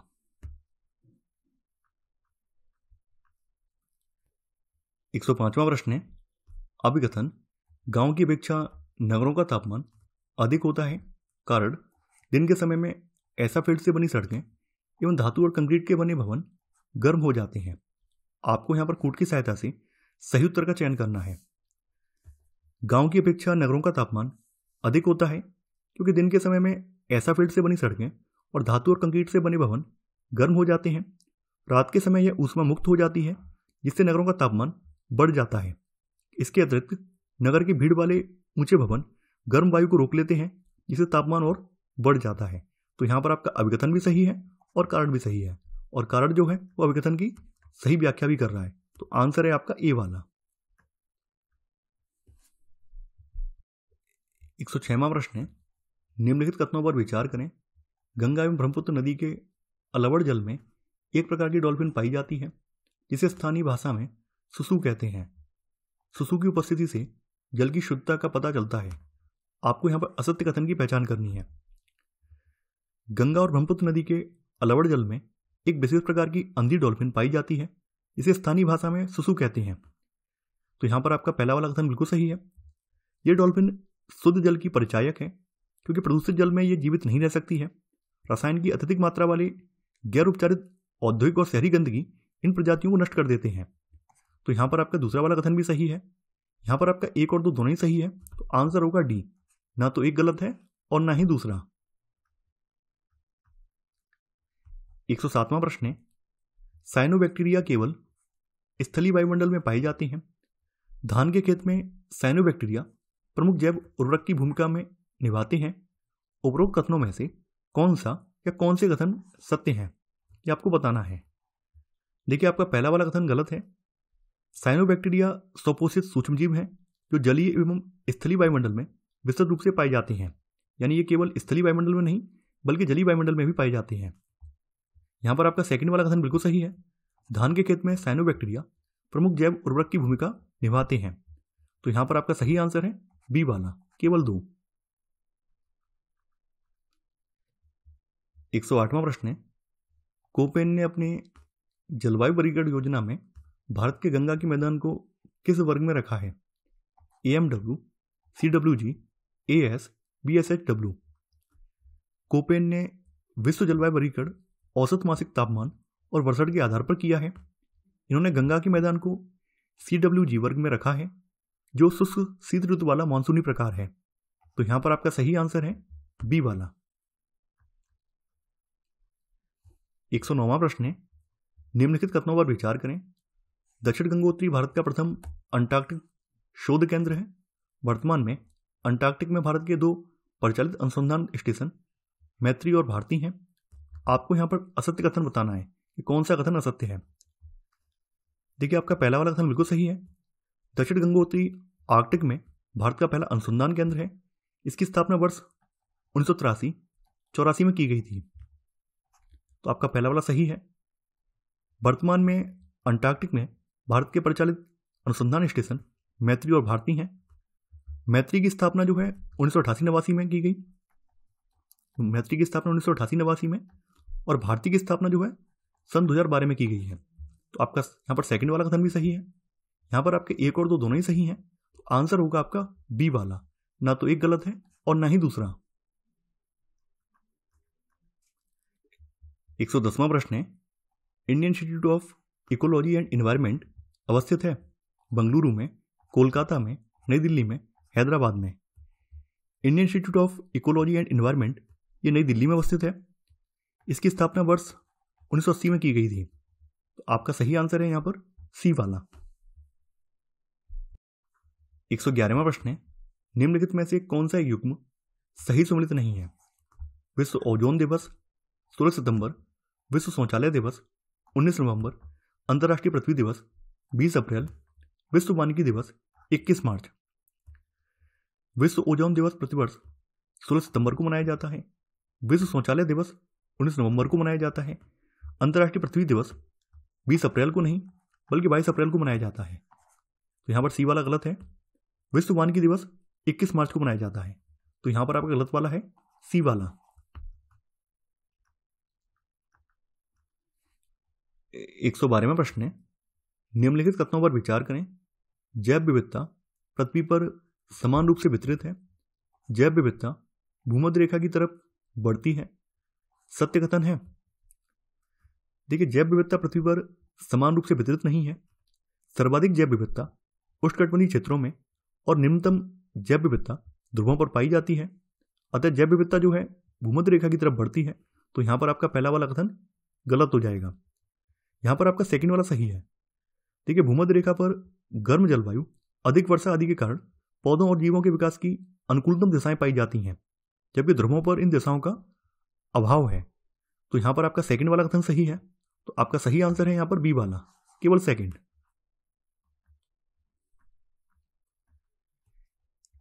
113वां प्रश्न है, निम्न में से कौन जलवायु परिवर्तन का कारक है?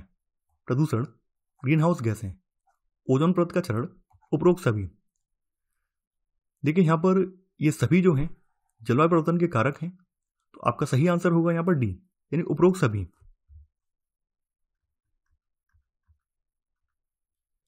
114वां प्रश्न है, सूची 1 में राष्ट्रीय उद्यान दिए गए हैं और सूची 2 में संबंधित राज्य हैं।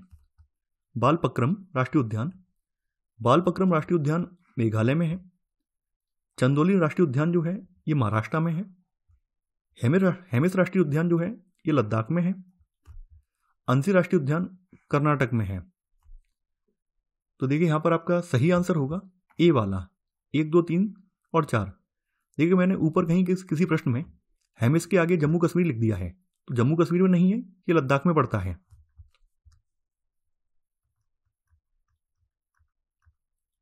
एक 115वां प्रश्न है, सूर्यातप, तुषार तथा वायु द्वारा चट्टानों में विघटन की क्रिया को क्या कहते हैं?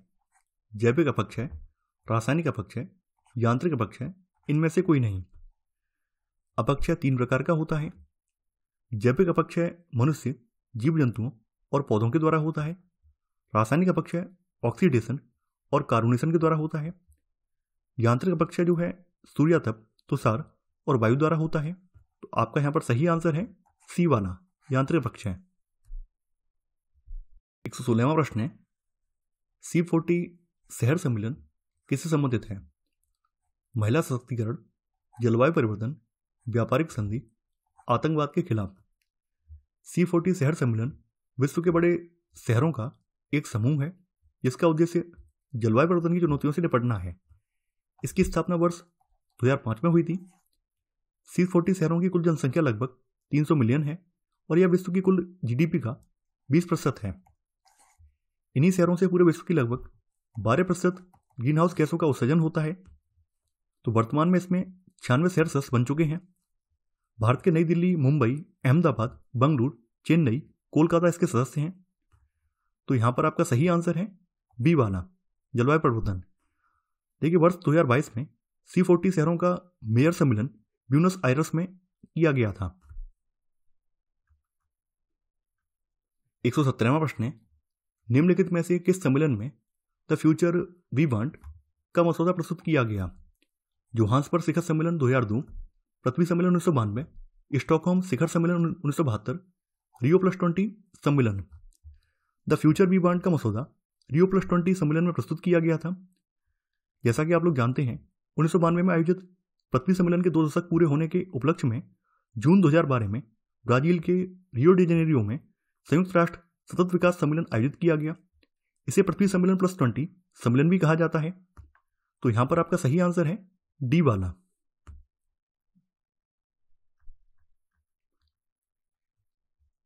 118वां प्रश्न है, ओजोन छिद्र के संबंध में असत्य कथन है।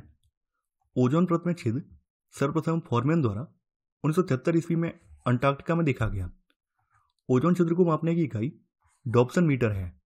अंटार्कटिका पर ओजोन छिद्र में वृद्धि सबसे अधिक सितंबर-अक्टूबर माह में देखी गई। ओजोन परत में छेद का प्रमुख कारक कार्बन डाइऑक्साइड है। देखिए यहां पर आपका पहला वाला सही है। ओजोन परत में छेद सर्वप्रथम जोसेफ फॉरमैन द्वारा 1973 में अंटार्कटिका में देखा गया। ओजोन छिद्र को मापने की इकाई डॉप्सन मीटर है।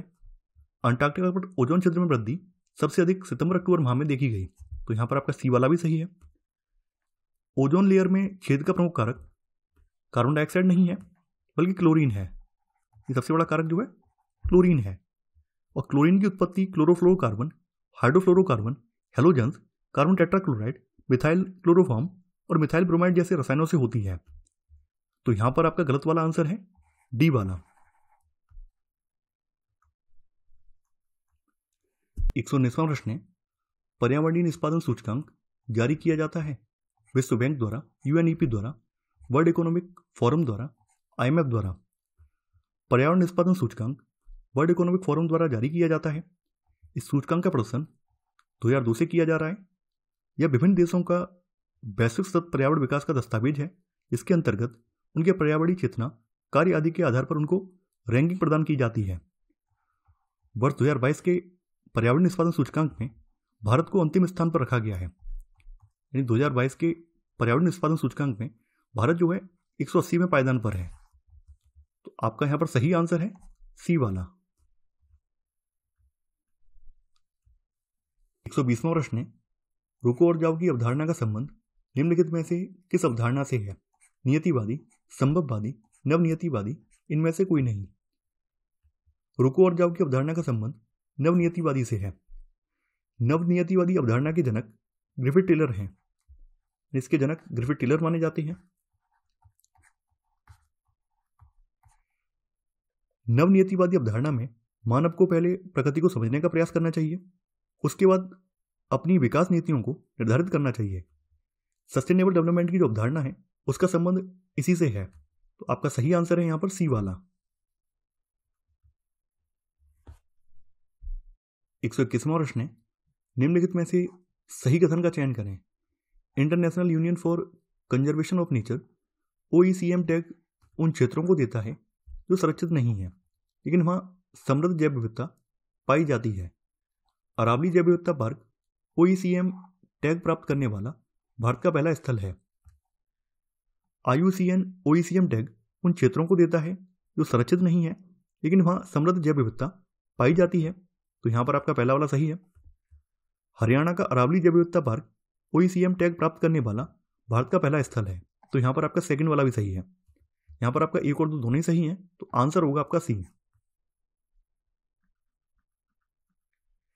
122वां प्रश्न है, पारसित की पदछाप के नाप की इकाई है भूमंडलीय हेक्टेयर, नैनोमीटर, हॉपर्स क्यूबिक फुट, क्यूबिक टन। पारसित की पदछाप के नाप की इकाई भूमंडलीय हेक्टेयर है। तो आपका सही आंसर है यहां पर ए वाला। 123वां प्रश्न है, निम्नलिखित में से कौन सा या कौन से सही हैं। विश्व के कुल 17 मेगा डाइवर्सिटी प्रदेशों में भारत शामिल नहीं है। हॉटस्पॉट शब्द का सर्वप्रथम प्रयोग नॉर्मन मायर्स द्वारा किया गया था। भारत जैव विविधता की दृष्टि से एक समृद्ध देश है। जैव विविधता की दृष्टि से भारत विश्व के 10 और एशिया के 4 शीर्ष देशों में शामिल है। विश्व के कुल 17 मेगा डाइवर्सिटी प्रदेशों में भारत को भी शामिल किया गया है। तो यहां पर आपका पहला वाला कथन गलत हो जाएगा। देखिए, विश्व के कुछ जैव विविधता वाले क्षेत्र जहां पर प्रजातियों की जैव विविधता अत्यधिक पाई जाती है हॉटस्पॉट क्षेत्र कहलाते हैं। हॉटस्पॉट शब्द का प्रयोग सबसे पहले 1988 में नॉर्मन मायर्स ने किया था। तो यहां पर आपका सेकंड वाला सही है, पहला वाला गलत है। तो आंसर होगा आपका बी वाला, केवल 2।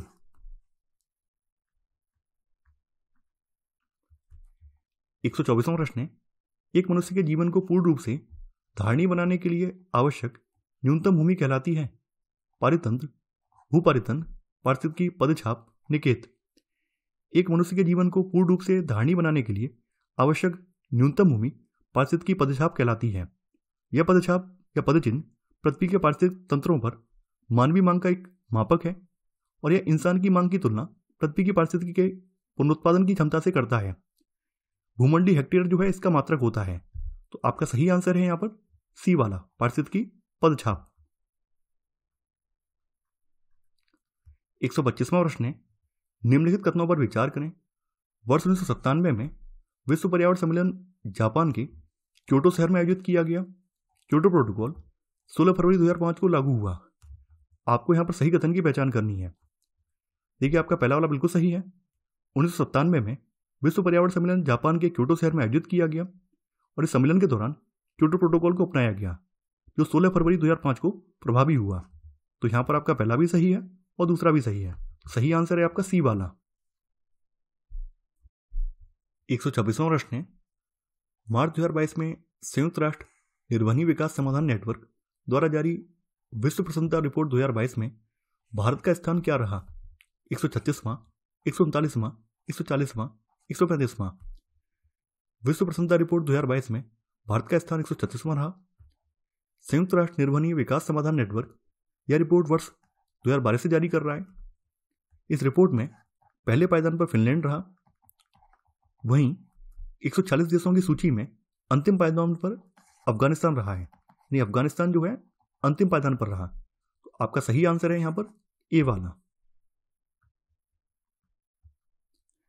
127वां प्रश्न है, 94वें ऑस्कर पुरस्कार 2022 के संबंध में निम्नलिखित युग्मों में से कौन सा या कौन से सही सम्मिलित हैं।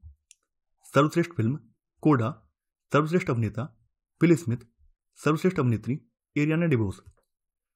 94वें ऑस्कर पुरस्कार 2022 में सर्वश्रेष्ठ फिल्म का अवार्ड कोडा को मिला है, सर्वश्रेष्ठ अभिनेता का अवार्ड विल स्मिथ को मिला है और सर्वश्रेष्ठ अभिनेत्री का अवार्ड एरियाना डिबोस को नहीं बल्कि जेसिका चेस्टन को मिला है।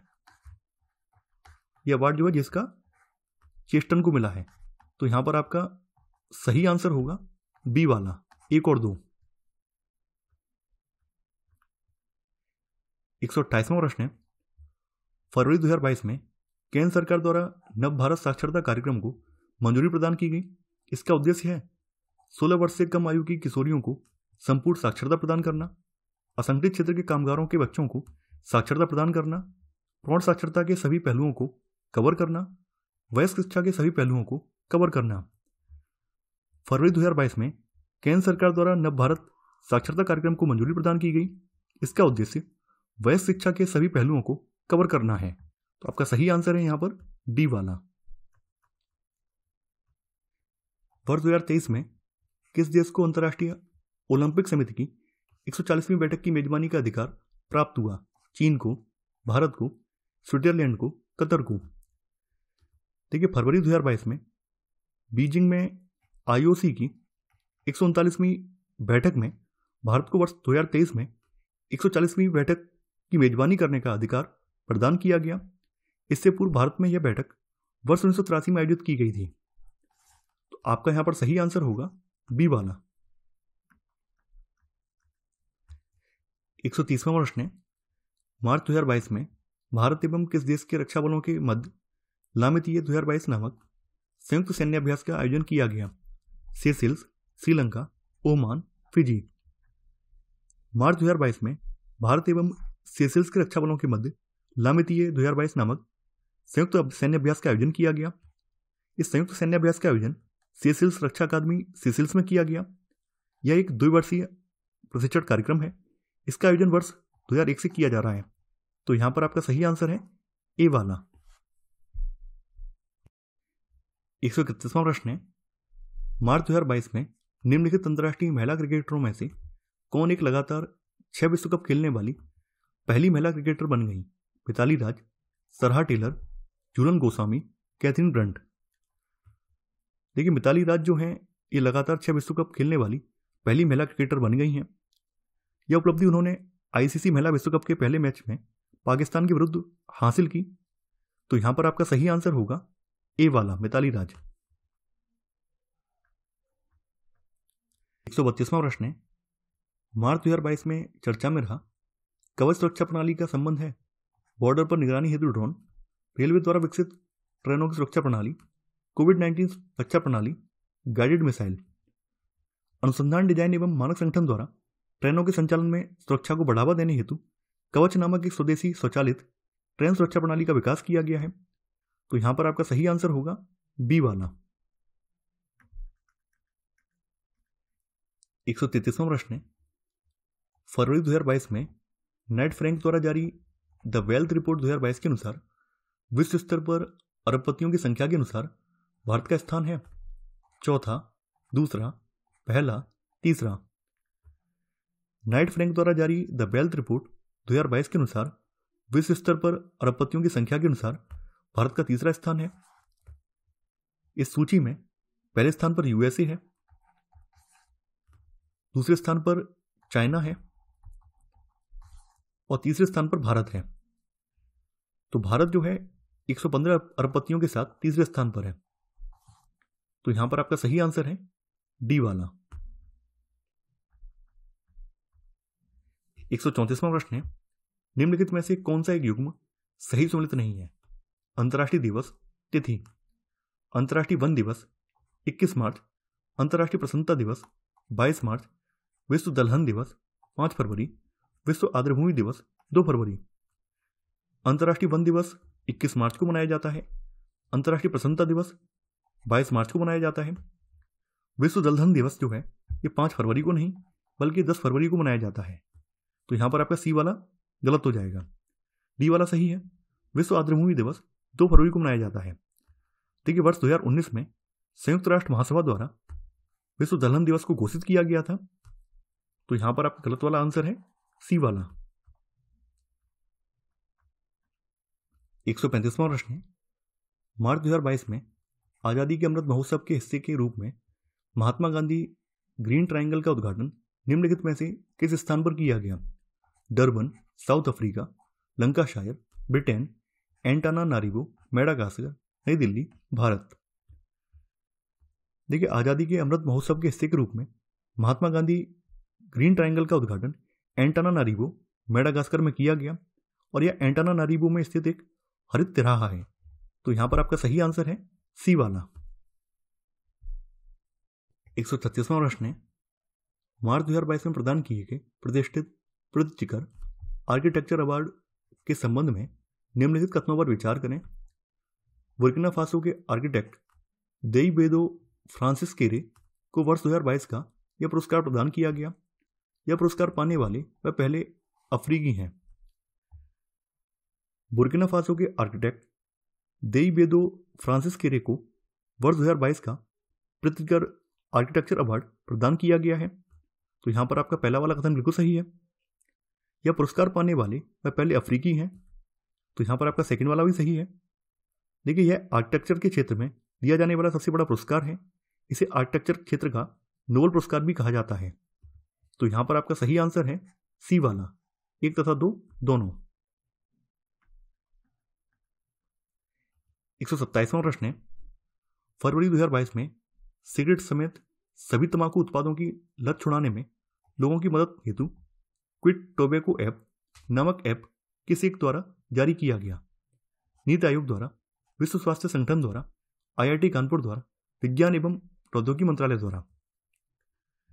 फरवरी 2022 में सिगरेट समेत सभी तंबाकू उत्पादों की लत छुड़ाने में मदद करने हेतु क्विट टोबैको ऐप ये विश्व स्वास्थ्य संगठन द्वारा जारी किया गया है। तो यहां पर आपका सही आंसर है बी वाला।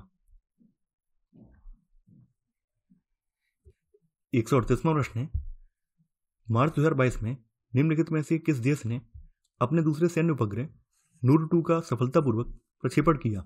ईरान ने, तुर्की ने, सऊदी अरब ने, लेबनान ने।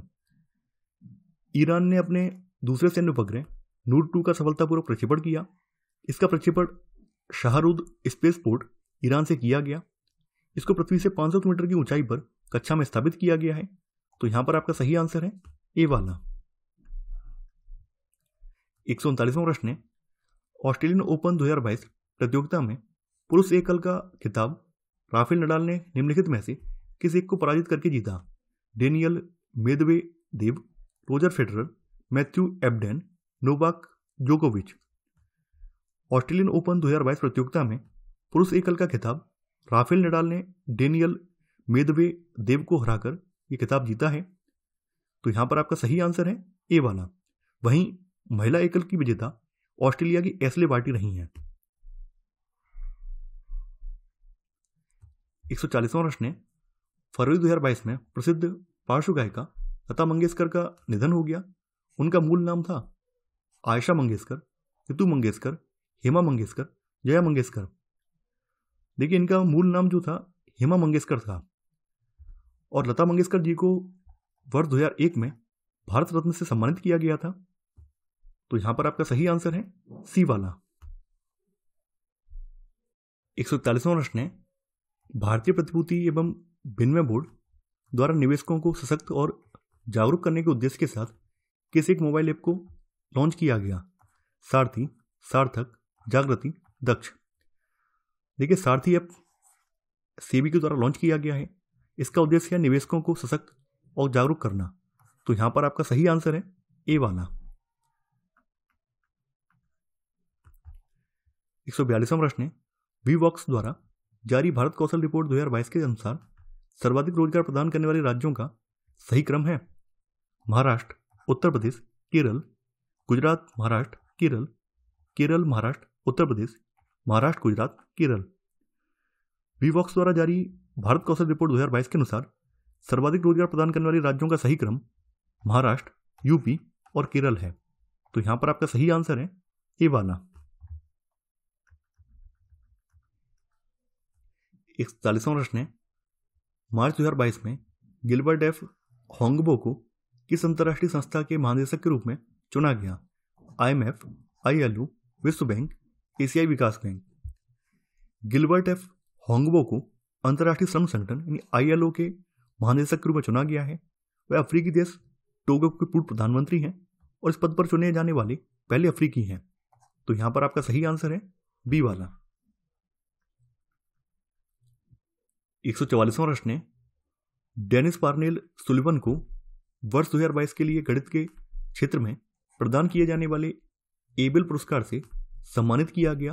वह किस देश के निवासी हैं? France, Germany, America, Britain. ठीक है, डेनिस पार्नेल सुलिवन अमेरिका के निवासी हैं।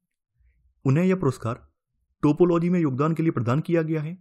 इस पुरस्कार को गणित का नोबेल भी कहा जाता है। तो यहां पर आपका सही आंसर है सी वाला। 145वां प्रश्न है, एक उद्यमी अनुकूल वातावरण तथा क्षेत्र से निर्यात को बढ़ावा देने के उद्देश्य के साथ मार्च 2022 में गल्फ बिजनेस समिट का आयोजन किस राज्य या केंद्र शासित प्रदेश में किया गया? तेलंगाना, जम्मू कश्मीर, दिल्ली, असम। देखिए, ये आयोजन जो है जम्मू कश्मीर में किया गया है। इस सम्मेलन के माध्यम से जम्मू कश्मीर के विभिन्न क्षेत्रों में निवेश के अवसरों की तलाश की जाएगी। तो यहां पर आपका सही आंसर है बी वाला। 146वां प्रश्न है, पर्यावरणीय वाष्पीकरण के मूल्यांकन में योगदान हेतु निम्नलिखित में से किन्हें वर्ष 2022 के स्टॉकहोम वाटर पुरस्कार से सम्मानित किया गया? विल्फ्रेड रुटसर्ट को, राजेंद्र सिंह को, फ्रांसिस डिसूजा को, एलियन एस्पेक्ट को।